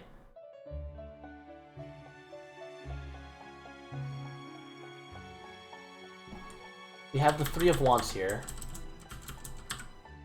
So the Three of Wands is upright, so we see we can have a second wand card already, which again is sort of showing that build-up towards an idea in development. As you remember when we looked through those runs of suits, a run of wands sort of shows an idea sort of starting to take form, and here it shows this recent past that you were taking a time of respite. It's still showing that same idea, that you've possibly been mulling over these ideas that you've had brewing for a while. It's not necessarily bad that you're taking the time to think about yourself, but it's showing that you're doing a lot of introspection in recent times. Card number 4, what we have here. Let's see. Interesting. Card 4. Properties.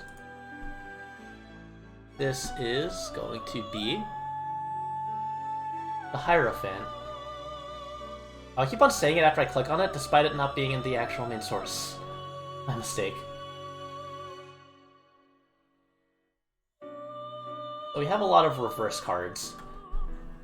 So, the Hierophant, I feel like I've seen this card in a reading that I've done before for you in the past as well. The Hierophant reverse shows that in the faraway past, and then the past as opposed to the recent past, that things were shaken up. The status quo was changed. You know, the Hierophant represents keeping things the way they are, not rocking the boat. That's usually the interpretation I have for that. That it represents things staying the way they are. And seeing the Hierophant reverse like this usually indicates to me that something was shaken up, something was done differently, things were done differently that in a way that they weren't always done before. So that is the past, the faraway past. The next card that we have here, card 5. Properties. Let us change this one.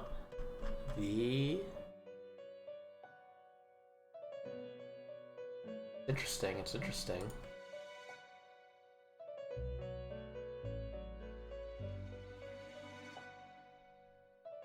So what we have here... The Stars is a card that represents... It's a very positive card. It represents sort of like a path to the future. It sort of represents positivity. But seeing it reversed... seeing the stars reversed as the near future... Typically, I feel like the star is one of those kinds of cards that doesn't necessarily mean something bad when it's reversed, but rather a sort of uncertainty. A star usually represents positivity, a guiding light, you know? But seeing it reversed means that the star is there, you know? Think about, like, a cloudy night. That you can't see the stars, but you know that they're there. And that they're going to shine a light when the clouds clear up. So, I think it represents sort of... The path that you want to take isn't clear now, but will show itself. And that's the near future. That is what's coming up soon. Following that to the future ahead,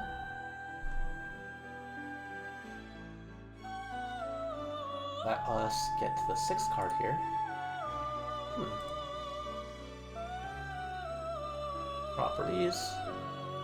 I tried looking this up before, like, something that I could easily, like, type into, like, a program that could, like, lay out the Celtic Cross, but it looked like everything that they had for these were very archaic and old.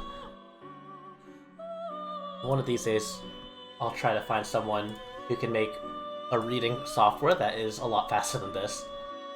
Our 6th card in the spread, the card that represents the future. And that's how I read this. I always read it as...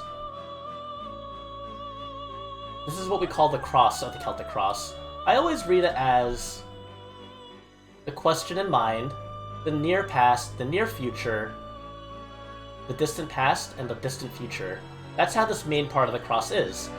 So we can see here, the story that we have so far is that you're asking about your future after the changes that you're making, and we can see that it's represented by the Knight of Wands, with the near past being represented by the Three of Wands and the near future being represented by the Star. That you're taking the time to think about these changes, and potentially when you make these changes, the way forward won't be clear, but the skies can clear up and show you that path that you want to go to. The line from the past to the future, we have the Hierophant reversed, which shows that there may have been some sort of big change that happened in the past, some big change in the way you did things. Leading through to that, we have the Three of Cups. And the Three of Cups represents a time of celebration, a time of gathering with others and sharing with what it is that you are doing. So that's how I'm reading that interpretation there, that there are plans that you're making. Things have changed for you. Things have changed already, and you want to make more changes. It's uncertain how those will go, but there will be celebration. What kind of celebration, what kind of gathering, what kind of unity there is, we don't know. But it seems that there will be something that leads towards those changes. Now, finishing up with the end of the cross, or with the scepter, as some call it. The 7th card.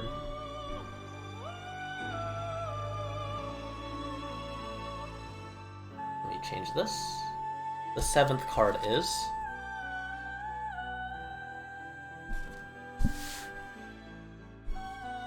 The 7th card... Okay. There we go. I know typically when you pull out a weird card out of your deck, you're supposed to roll with it as the fate's decided, but the card I accidentally pulled out was the advertisement card.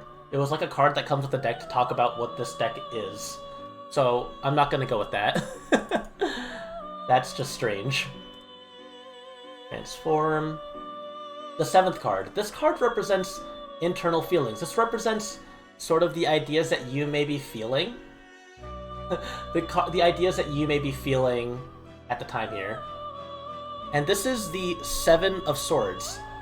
So the 7 of Swords upright represents someone sneaking away, someone doing something that they know they shouldn't be doing and getting away with it. However, reversed. New advertising card, yeah! It's the secret 79th card of this deck. So, what it is, with this card being reversed, it might be that I interpret this as you trying to go around some things, trying to do some new things, but you feel like you might get caught in what you're doing, that maybe there's going to be something that you're going to try to go for, but you think it'll backfire. It's that sort of worry lying in the back of your head, that what you're doing is not going to work out, that fear that you're doing something cheeky and it just is going to fall flat. I think that's what it's representing on the internal. While the external, how people see you. Image. Wait, let me go into this form too, so I don't spoil the card before I explain what I'm saying. Alright, so this is card 8. And this is this reading here.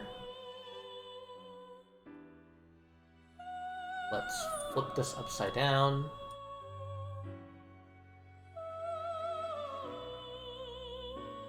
So this is what we call, this is the external feelings, or not how you feel outwardly, but sort of how people are assessing you. And again, we see another reverse card here. We see the 9 of Cups. The 9 of Cups represents sort of a host, a sort of person who's hosting in a way that, like, you can see he's sitting with his arms crossed in front of all these cups, kind of showing off, you know? It's representing that sort of people viewing you in a way that you show off that you have everything kind of way. But that's what it means upright. Reverse, the way I see it reverse is that you're not showing off. People don't see that you're showing off what you have. People see it as a sort of you being reserved in your presentation, that it doesn't come off in any sort of self-important way. That you're there, you're doing your thing, and it's not sort of coming off as show-offy to anyone. That is what what people see you as. The 9th card we have here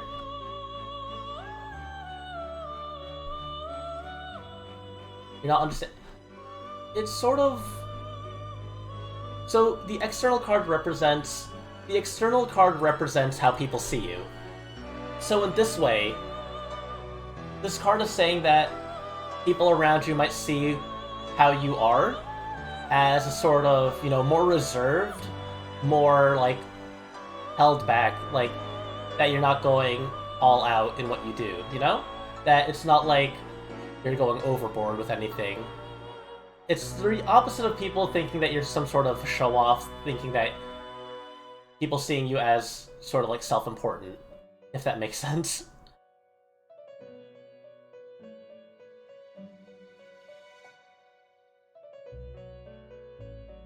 And then this is the... Yeah, it's...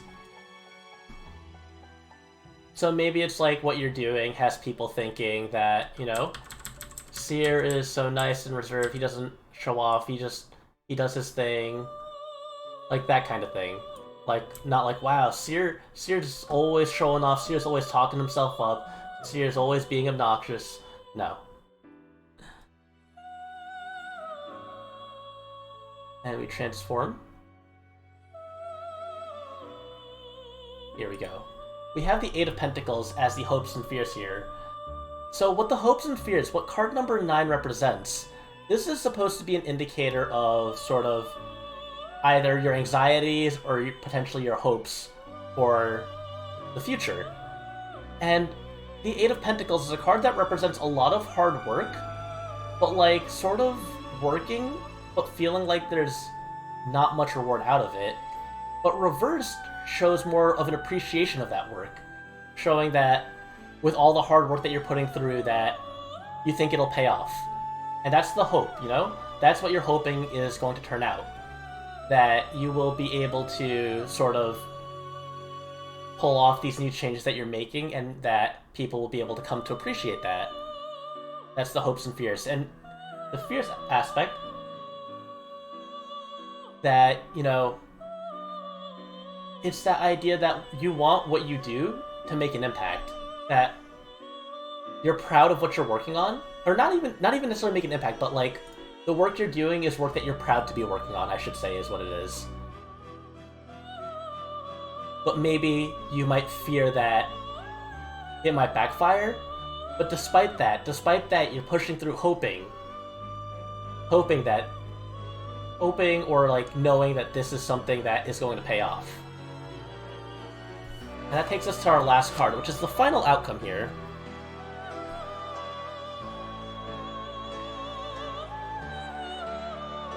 So let us get to that last slot.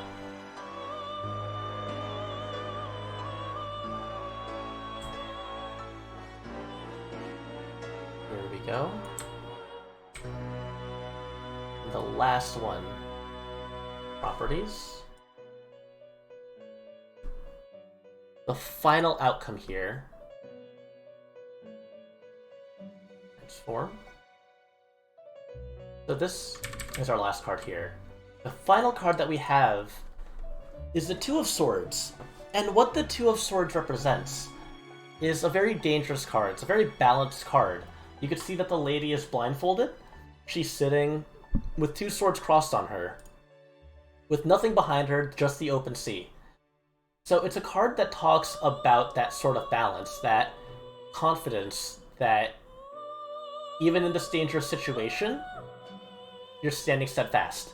Reversed, what that means is that you might be uncertain of this, that the future is very, very, very unclear, that the outcome from all this is that you might not be sure with what it is that you're doing still.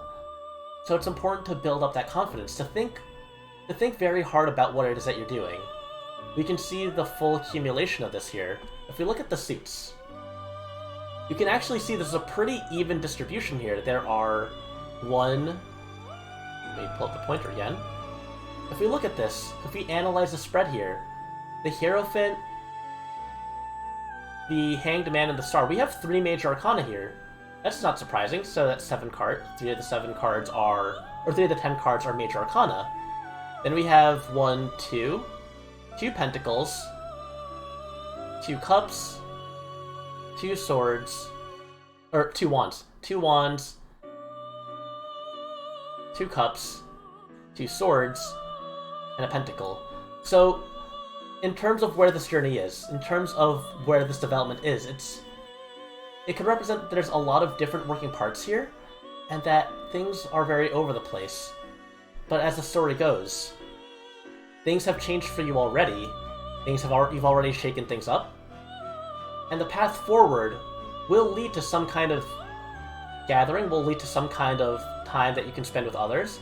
A positive time, a happy time, potentially. But there's some uncertainty here. There's a lot of hard work going here, leading to some place that you may or may not be satisfied with where you're at the end. So it's important, I think, to just keep those thoughts in mind. Keep on thinking about it, maybe reach out to other people. Who knows? I can't guarantee what it is fully accurate. This could just be one path, like I said. But I think the message that I'm getting from here is to, I would say, be a little more confident in your plans. And I think that's a big thing, just that confidence there, just that certainty. Even if it doesn't work out, who knows, maybe at least you can say that you gave it a try. But it's important to think about that kind of stuff, I would say. That's my interpretation for your fortune today. Do you have any other questions about it? And Chocolate, I see that you also have redeemed another fortune reading, or a fortune reading. So I'll let you think about that question there. And even if you don't, or if you don't want to mention the question out loud, we can still do the reading, even without the question being there. And we can talk about that question at the end.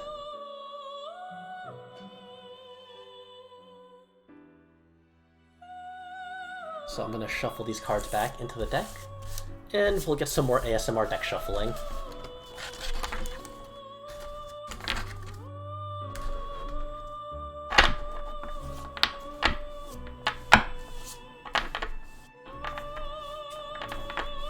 Of course, it's always important to look on the bright side there. You know, even if things don't work out, it's just, I think, being confident in what you're doing is such an important part of any kind of endeavor. Is a long one out of stock? You can go for a long one as well. So if, Chocola, if you don't have your question, I'll do Mao's fortune redeem next, since he did say that he wanted to do one. And he's back now, so we'll answer that. Alright, so Mao, you're asking about planning on moving to evening streams. How do the cards think that'll turn out? And we'll be doing a medium one for this. This one's going to be a simple past, present, future, and influences on each of those. So we'll shuffle the deck a couple times. I feel like the last few times I've done readings, I feel like I keep on getting a lot of similar cards. It's like when you do it's like when you have your music player on shuffle and you keep on getting the same songs repeatedly. I'm not doing anything different with my shuffling. I keep on flipping the decks upside down. We'll do a couple of these bridge shuffles. Hear that big meaty card slap on mic.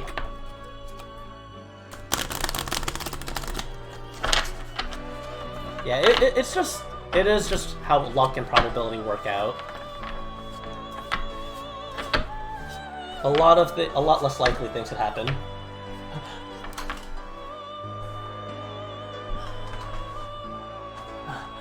It's understandable to respect the new readings. Of course, of course.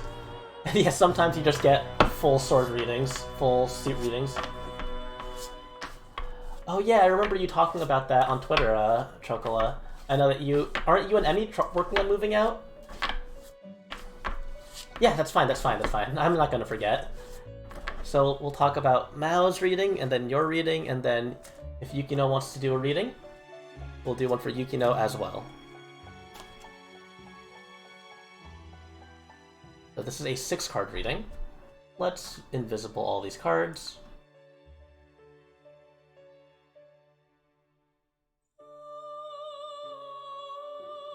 Alright. So now, we lay out the cards. My left foot fall asleep. Ouch. So a past, present, future spread here, with the idea of how will moving your streams to the evening work out now. Alright. No. I laid them... Oh. Oh. Yeah, this is fine, actually. So, the way the story goes on this one is that we read the cards, we read the events as they are, past, present, future, and then we read the influences on them. So the first card here...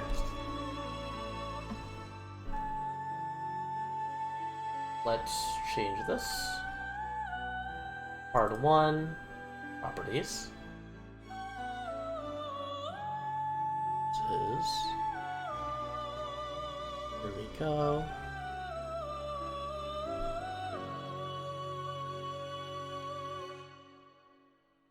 So this is the past. The long ones are... Oh! The long ones are suck. Oh yeah, I guess I do keep them for 1 per stream. I'll change that for later, so you can do a medium one. I thought I changed that when I first reopened these fortune reading redeems. So, the first card we have here is the 7 of Cups. And we can see that the 7 of Cups represents a man looking back on what he has. He's walking away. He has 7 cups in front of him, or the foreground is covered by 7 cups. And he's sort of walking away from it. It's like going away from the things that you used to do, right? It's a big change. It's leaving things behind. Yes, I'll make sure to get to that reading as well, Yukino. So, the past. Maybe there's something that you stopped doing, maybe there's something you weren't able to do, maybe there was something that you had to leave behind. And that's the past. The present. What we have here. Oop, I can already change this in D. Here.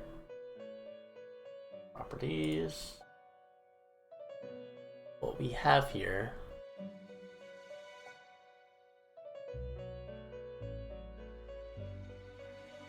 is the present card. What we have here is the reversed Page of Cups. And as with all court cards are always a tricky one to deal with. There's always the general idea that pages are messenger cards, while the cups are cards that refer to emotions, states of mind.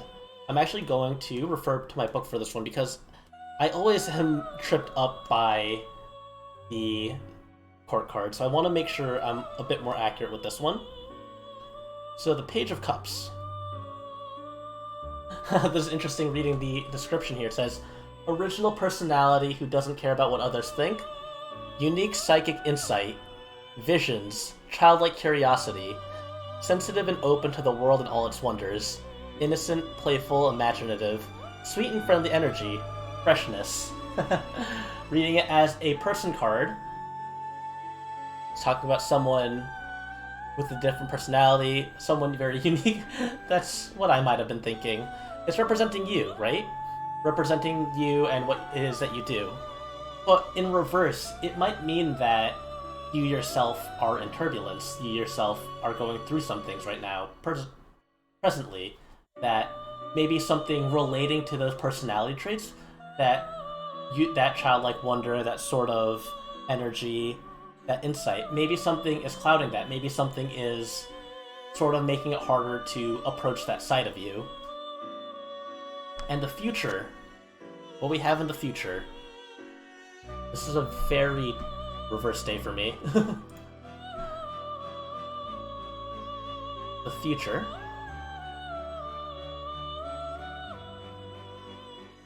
Where are you?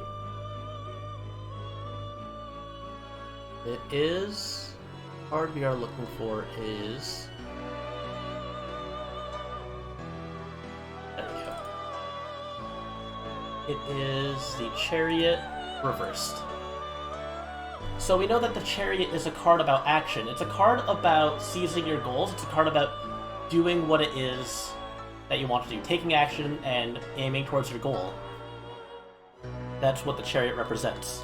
However, it is reversed. So what that might mean is that by taking these reins, taking control of the reins, it might mean that things might not go the way you expect it to go. Not necessarily that it'll go badly, but in a way that is unexpected, that you can't really predict what will happen when you make this choice. That the reins sort of just like go loose, and maybe the Sphinxes will lead you to where you want to be. Maybe they won't. Who knows? But this is the past, present, and future. And the second part of this reading is going to talk about the influences. So beyond just talking about leaving things behind and your personality being clouded and losing control, we need to talk about what it is that influences those things. So looking at the past,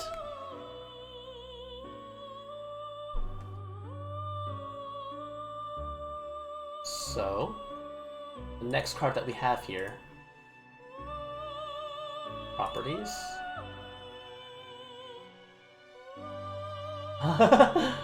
I'm glad you're good to listen to while you've been working on your live 2Ds. Hope that's going well for you. I know rigging can be a pain. So what we have here... Again, this is a very reversed reading, which is interesting, that no matter what I do, I can't seem to not have reversed cards. So this is the reversed Five of Cups, and I think this one is interesting. The Five of Cups itself represents a sort of sorrow and regret. The card that it's influencing right now, the Seven of Cups, is a card that talks about leaving things behind, while the Five of Cups talks about the regrets in that moment. It features a very similar, if not the same looking character, but this is reversed. So it meant that you left things behind, not because of things that you regret, but maybe things that you just had to do. It's not that it was regretful that it happened, but it was just something that had to be done, you know? That in the past you had to leave things behind, because it's just a way of life. It's just how things fall into place. So that is what's influencing that change.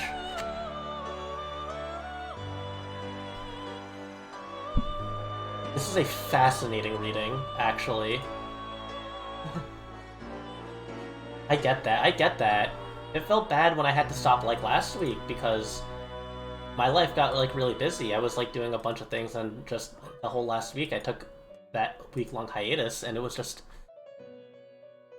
like, sometimes life gets in the way, even, like, worse than what happened to me, so... it makes sense, I totally understand, but it is just disappointing. But it's not something that you regret so much as...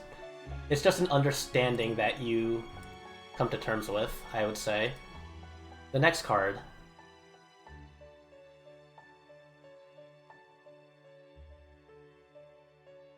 Let me actually separate these a little bit more, just so I have more space. The next card, surprise surprise, is reversed as well. And it's fascinating to me, because this is a 6-card spread, and we're not even done with it, and 2/3 of it so far are all cups. This doesn't even remotely happen for the last one. So we have the Knight of Cups this time. The Knight of Cups crossing the sword, the Page of Cups. So let's go and talk about that. The Knight of Cups. We can think about this possibly the way it's reflecting two people. The Knight of Cups says, romantic seduction and flattery. A crush. Slow-moving energy containing surprise and delight. Messages are on the way. Patience is key. Poetry. Artistic. So what it is, right? We talked about how that reverse Page of Cups could represent a sort of imbalance, a sort of change, or something blocking out the ability to feel the way that you've been feeling. It's sort of suppressing those kinds of emotions, those kinds of practices.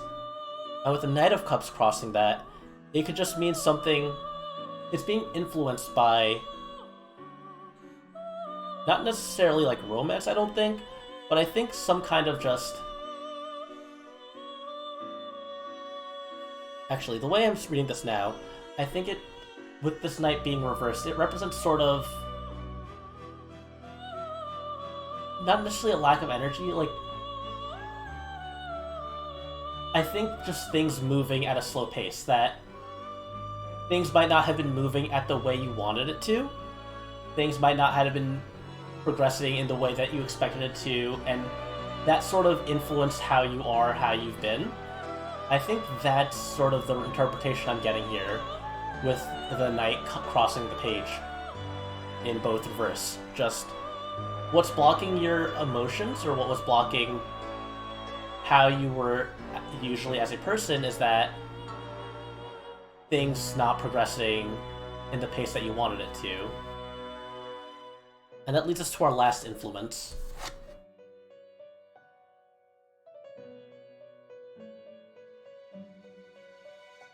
I feel like this reading is out to get me, or maybe you. Wow. The last card, the final card here, in a reading of 5 straight reverse cards, we get to our final card, not in reverse. Our last card here. This is a interesting reading. Like we said, the Chariot reversed represents that the future ahead with a loss of control. Not necessarily being a bad thing, not necessarily being a negative, but sort of just charging forward ahead, not because... Not necessarily in your direction, but just things will force you to charge ahead. And this is crossed by the Tower.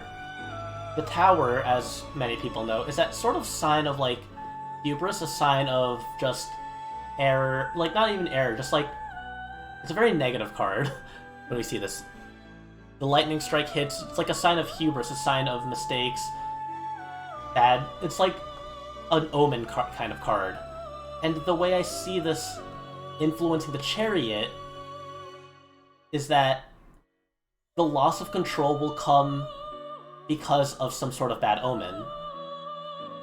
So, with the question in mind here, about moving your streams to the evening, it seems like there's been a lot of things blocking you from doing what you want. But possibly, in the future, moving towards that changing your schedule up, it's possible that things might fall out of your control. It's hard to say what that means necessarily. It might mean maybe, like, things will start popping up, maybe even if you try to move it to the evening times, maybe the streaming won't be consistent still because life just happens to be like that. And thank you for the Sipper Dean, and thank you for the follow, MXRB02. So I think what it is, the way I read this, is that it'll be tricky, but I think what you'll need to do is just be very conscious of the decisions that you make as if you choose to go through with moving your streams to the evening. I don't think it's necessarily like this. I don't think this reading is saying that it would be a bad thing, but I think it's just a warning to watch out for things. That is sort of the interpretation that I get here.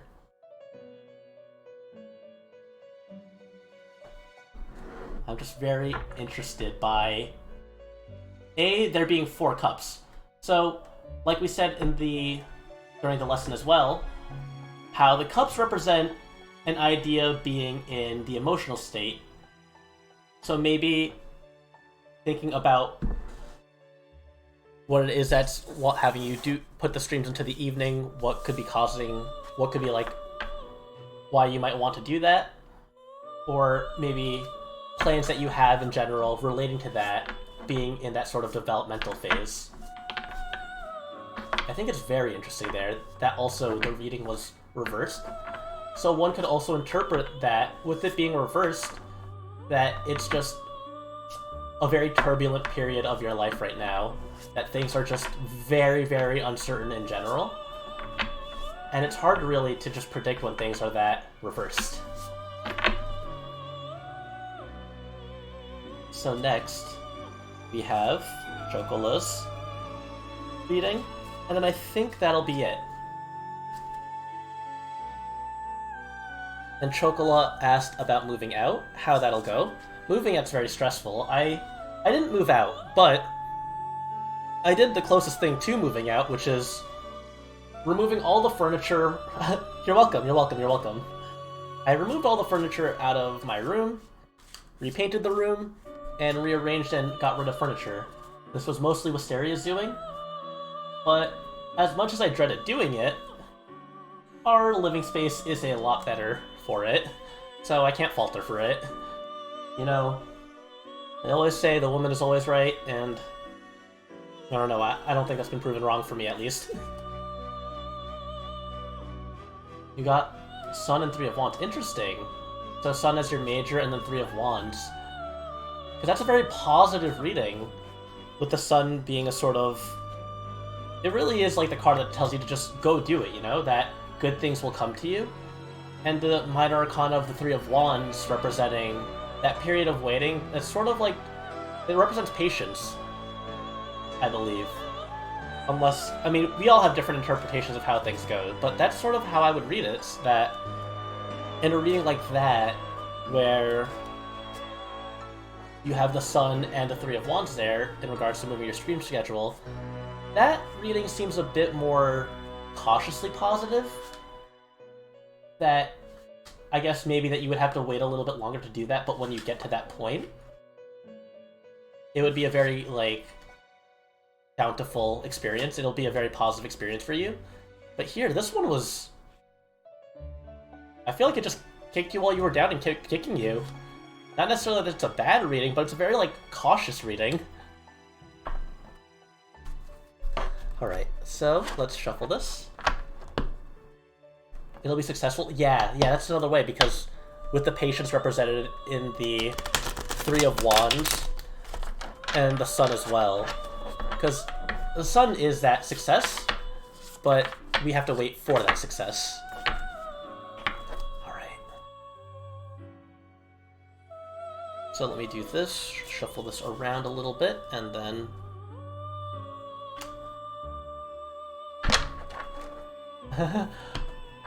Alright.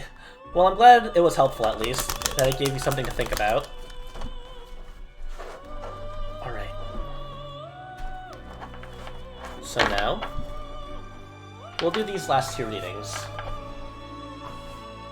So, Chocola,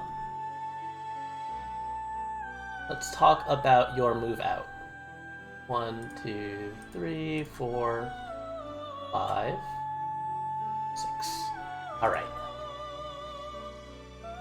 Transition. There we go.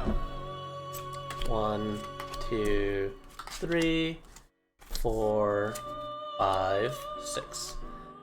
So those fears of moving out. It's always stressful because there's so many factors, especially when you move out, because moving is hard.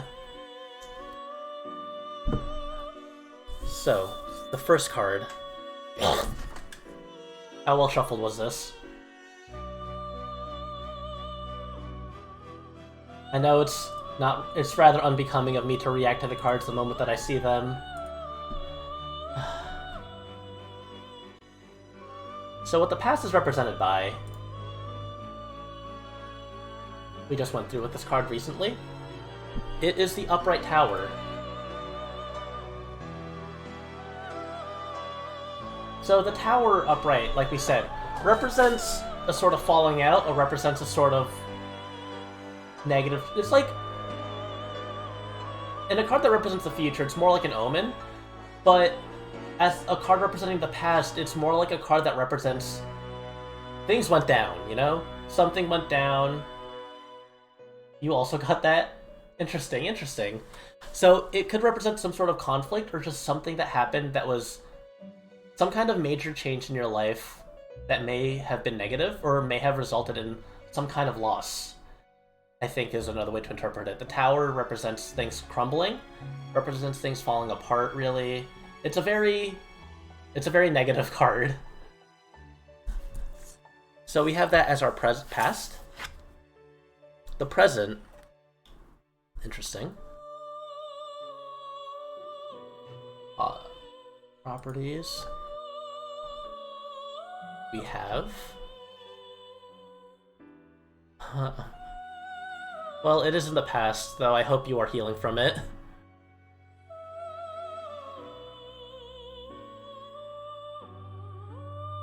The next card that we have here is... We have the reversed Six of Coins. And you can see here, the Six of Coins upright represents someone giving to people who seem to be in need. It's sort of like a charity kind of card. But reversed, it means the opposite of that. I would say that it represents sort of being in a situation where you can't be as giving in some kind of a way, that it's going to be harder for you to give for whatever reasons may be. That generosity might not come as easy for whatever circumstances might be surrounding it. And that might relate to the tower. It might relate to whatever events transpired in the past, causing the present to be one that is much harder to sort of be as giving for. That's my interpretation. And the future... The future card is represented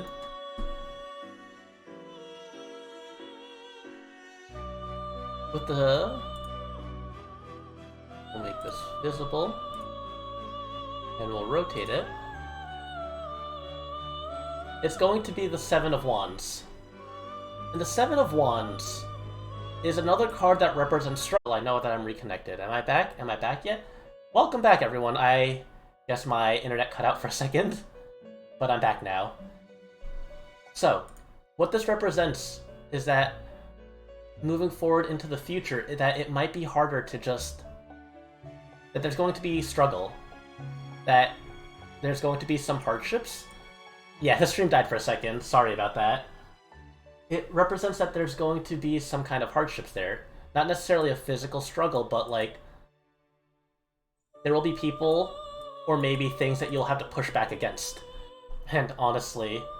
yeah, no, it happens. For some reason, my streams always seem to cut out near the end of them. I don't know why. So, this represents that you're going to have to deal with some kind of pushback, I feel. That there's going to be some things that are going against you, and you're going to have to deal with that. That's going to be sort of the challenge that approaches you. And now to see the cards that cross, the cards that influence here. Let's see, let me put this over here so it's easier for my organization. So, the card that crosses the past, the card that crosses that conflict, that negative time in the past, is... let me see. We have... I can count, right? I can count properly. The upright Nine of Cups. So let's get that in the right position. So we have the Nine of Cups, this time upright. We saw this earlier today and it was reversed, but now it's upright. So what this could represent, what this could mean, is that that negative event may have been influenced by some person or some kind of organization, some kind of entity that had power, had a lot of wealth, had a lot of abundance, but that abundance was not shared. It's just someone being greedy, someone holding things back from you that could have helped, and that is what is crossing the past. That is what caused, or that is an influence upon the past. At least that's how I read it. The influence on the present.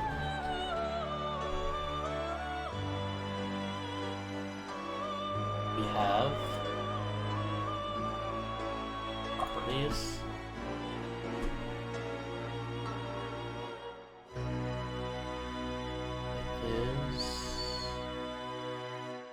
There we go.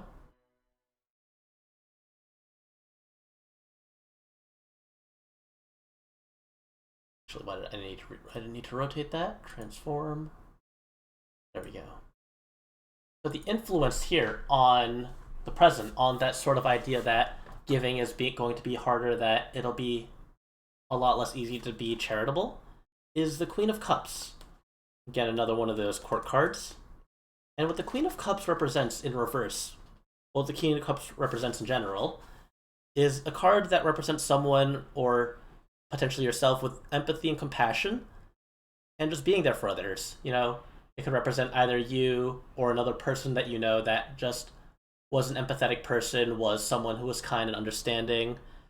But with it reversed, it might mean that you, or whoever this card could represent, sort of lost their patience, sort of lost their temperament, sort of lost their ability to be understanding, and that might have influenced why it's so much harder to be charitable, why it's so much harder to be giving, or why being able to give to others is harder.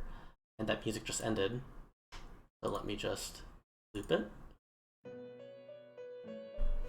So what I'm getting here is that something happened in the past, something negative happened, influenced by someone or something that you couldn't access, essentially, and that because of that, now it's harder for you to be able to give back to others, or to just be giving in general, or maybe just sort of that wealth is harder now than it was in the past. And it's making it harder to be more empathetic, or it's making someone in your life, it's making things harder on someone who is typically that kind of person. And what we have here, this last card, card 6. We have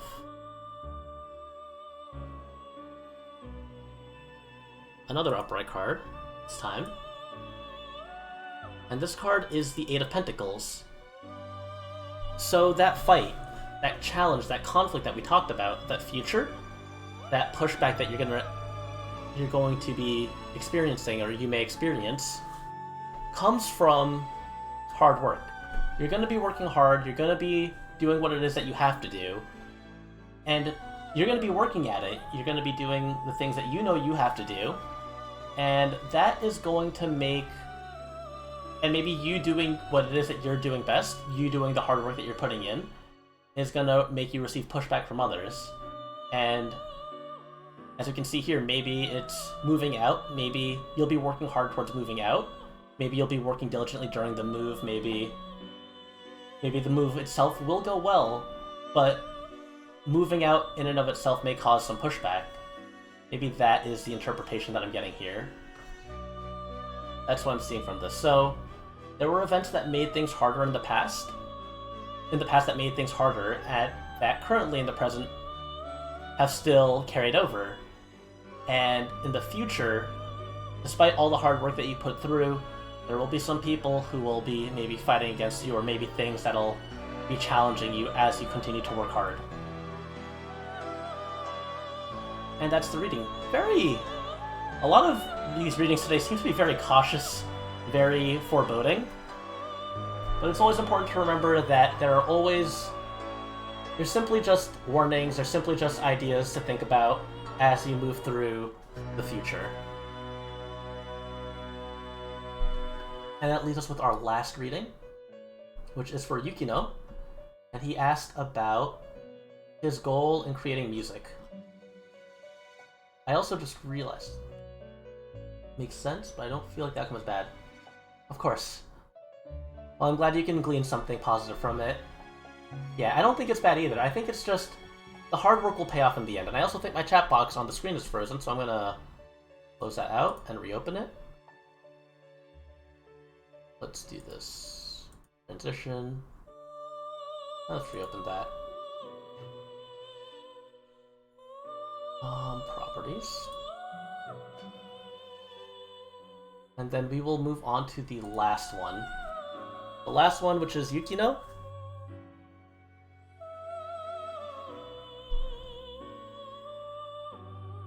Oh wait, yeah, I see all this. I see all the chat that I missed. Oh.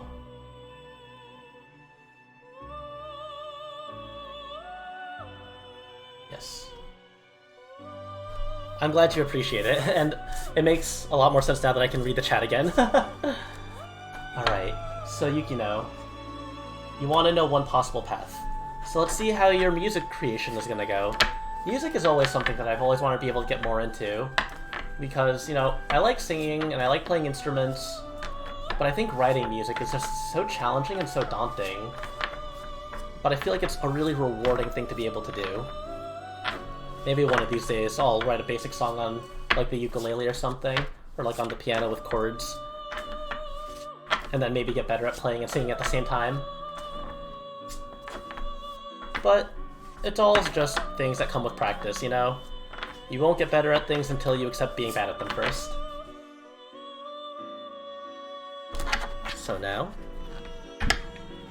one last reading, and then that'll be it for today.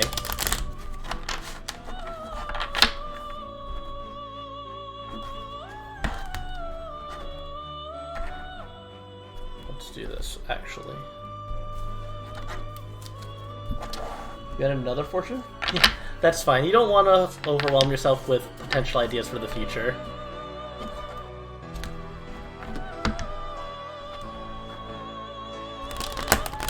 Alright. There we go. So one last 6-card reading. Past, present, future.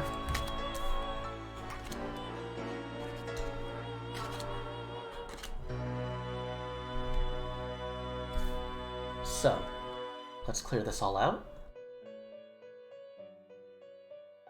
1, 2, 3, 4, 5, 6.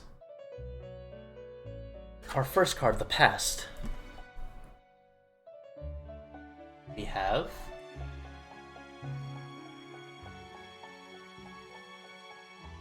this is... Where is it? The Queen. The alphabet's hard, fellas. Our first card is the Queen of Wands. And as with all the court cards, I do need to refer to this one because it's a little trickier than a lot of the other cards to interpret. So the Queen of Wands talks about a person, or just the idea of a dazzling presence and charisma powered by the passion of the soul. Warmth that fills a room and inspires others, leading by example, focus, channeling energy for specific purposes and having the knowledge and ability to control it.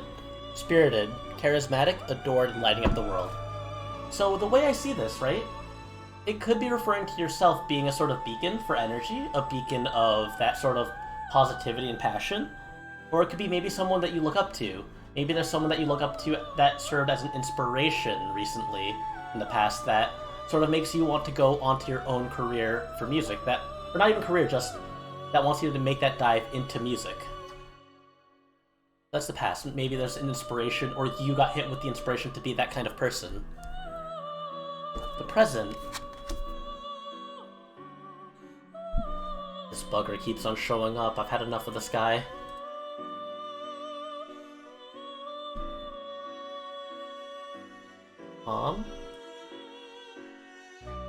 We have... I like one of those pictures of the guys in front of the picture frame saying, I've had enough of this guy. Because this is the third reading he's come into. So, the present card. The present card is the Nine of Cups. And what this can represent is the idea that it represents someone with abundance. It represents someone with a lot. It represents someone who's sort of showing off what it is that he has. I want to see what the book also says about the Nine of Cups, since he's appeared so many times. The genie nods his head to tell you your wish to come true. The curtain beneath the cups reflects the unseen and unknown consequences occurring. Be careful what you wish for. So interesting that this one talks about it as a genie, because there's all the other different interpretations. I've heard this person referred to as a miser sitting in front of his bounty. But it's also... that's another interesting possibility that it could be read as sort of someone presenting you with the choice of options. Especially thinking about what it is like going into a career like this, you know? Going into music, going into making music for you and others. It's interesting that it could be like, sort of representing the idea that I have all of this, I have all of these cups here, but you have one that you can pick from only. You can only take one. So it might be telling you to make an important choice here, to pick wisely with what it is, with your opportunities and your outcomes, to make sure that you're aware of the results of whatever it is that you pick. And the future is represented by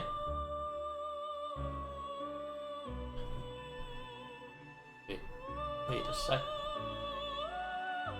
There we go. The future is represented. So this one is the Six of Wands. But it is, in fact, reversed. So the Six of Wands reversed represents a celebration. It represents, or upright, it represents a celebration. Someone's on a horse. You can see that these rods are all sort of raised in the air, sort of as cheering for the man on the horse, that there's a ceremony going on. But reversed, it might mean that you'll be met with not as much fanfare, that maybe you put in this work for your music and maybe it'll receive not like a negative response, but like a positive response, but like lukewarm. That maybe to temper your expectations for the future, at least when you start maybe, that in the start for this, it might not give you what kind of recognition you want, but it will be some sort of celebration there, some sort of happiness, some sort of cheering for you. And now if we think about the cards that cross us here, we have the past. Let us get our past card here. And this card here, Death, is reversed.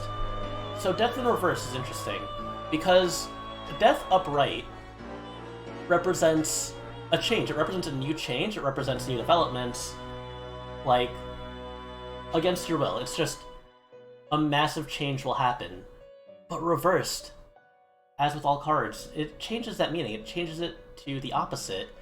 And the opposite of change is staying the same. So what it is, this Queen of Wands here, this influence in your life, this person who may have been like bright and passionate and giving you that inspiration, the influence there, that Death reversed is showing that possibly that person was always there. That it's not that anything changed, they've always been that inspiration to you, but it might mean that it's just suddenly you feel that feeling of inspiration. Nothing necessarily surrounding you changed, but you. The next card here, the next card that we have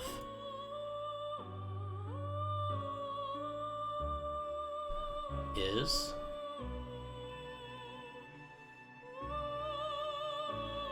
we'll flip this over. We have the High Priestess. So like I said, the Nine of Cups could represent the idea that there's a lot of choices that are presented to you by someone, but you have to be careful in that choice you pick. And this is being influenced by the High Priestess. Again, the High Priestess represents a card of knowledge and intuition. So what it could mean here, this idea of influence, is that the choice you make is one, it feels deep. I'm glad you think that way. The High Priestess here represents relying deeper on your intuition to make that choice. That with all these choices laid out in front of you, that you know in your heart what it is that you want to do.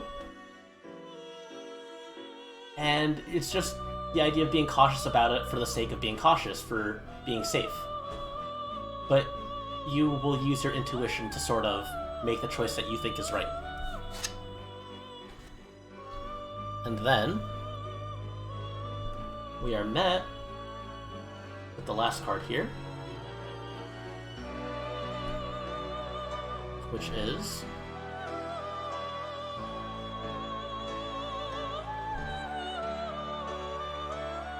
and this one is reversed. So the last card that we have here is the Queen of Cups. And this card has popped up before already. You know, we talked about it in the previous reading, talking about the idea of like empathy and compassion, that therapist idea being there with that understanding and insight. And it might be with this reverse that the influence here, right, is that maybe it's just what you thought, the insight that you had towards that music, towards the steps that you're taking for this goal, for the music that you're working towards, that the judgment isn't there, that it represents a sort of path of uncertainty. That maybe you might not be so certain of the product that you put out, of the music that you put out. Maybe you want to, maybe it's telling you as a warning to think a little bit more about the quality of what you put out, maybe think a little bit more about what it is that you want to present to everyone, what you want to share to everyone. And the Queen of Cups is there to sort of represent that kind of insight. So that's what I get. That you've been inspired, and that there's a choice that you have to make, or that a choice that you will make, and to think more deeply about it, and to temper your expectations about it as you get started. I mean, with anything, you won't just get success from just the start. It's always all about the grind and just to continue working at it. So that's what I get from this reading here. And I think that about covers it. Right, to be cautious, don't be overly cautious, but to temper your expectations and to just reflect on what it is that you want to put out. As a musician, you're always making music, you're always like creating songs or even like covering songs or anything. So just think about what it is that you want to put out, maybe like as your first big project, you know? Maybe there's like a big project that you want to sort of work on as a major like reveal. Maybe just think about how you want to do it, work on it very hard, put a lot of effort into it, work with other people. And that's what I get from that reading. So, that about covers everything. And I suppose now it is time to raid someone. Maybe a little bit. I didn't expect to be going for this long. But, let's see. Who's online right now? Who can we go to? Let's take a visit.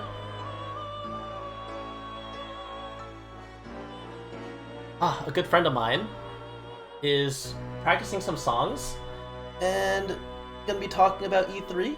He has a very great singing voice, so I do want to give him a visit. And ooh, thank you for the stretch and the sips. And we are going to raid my good friend Golden Kenji. Cute cat barista. So if you would like to join me, let's go and give him a visit. As always, everyone, class is dismissed.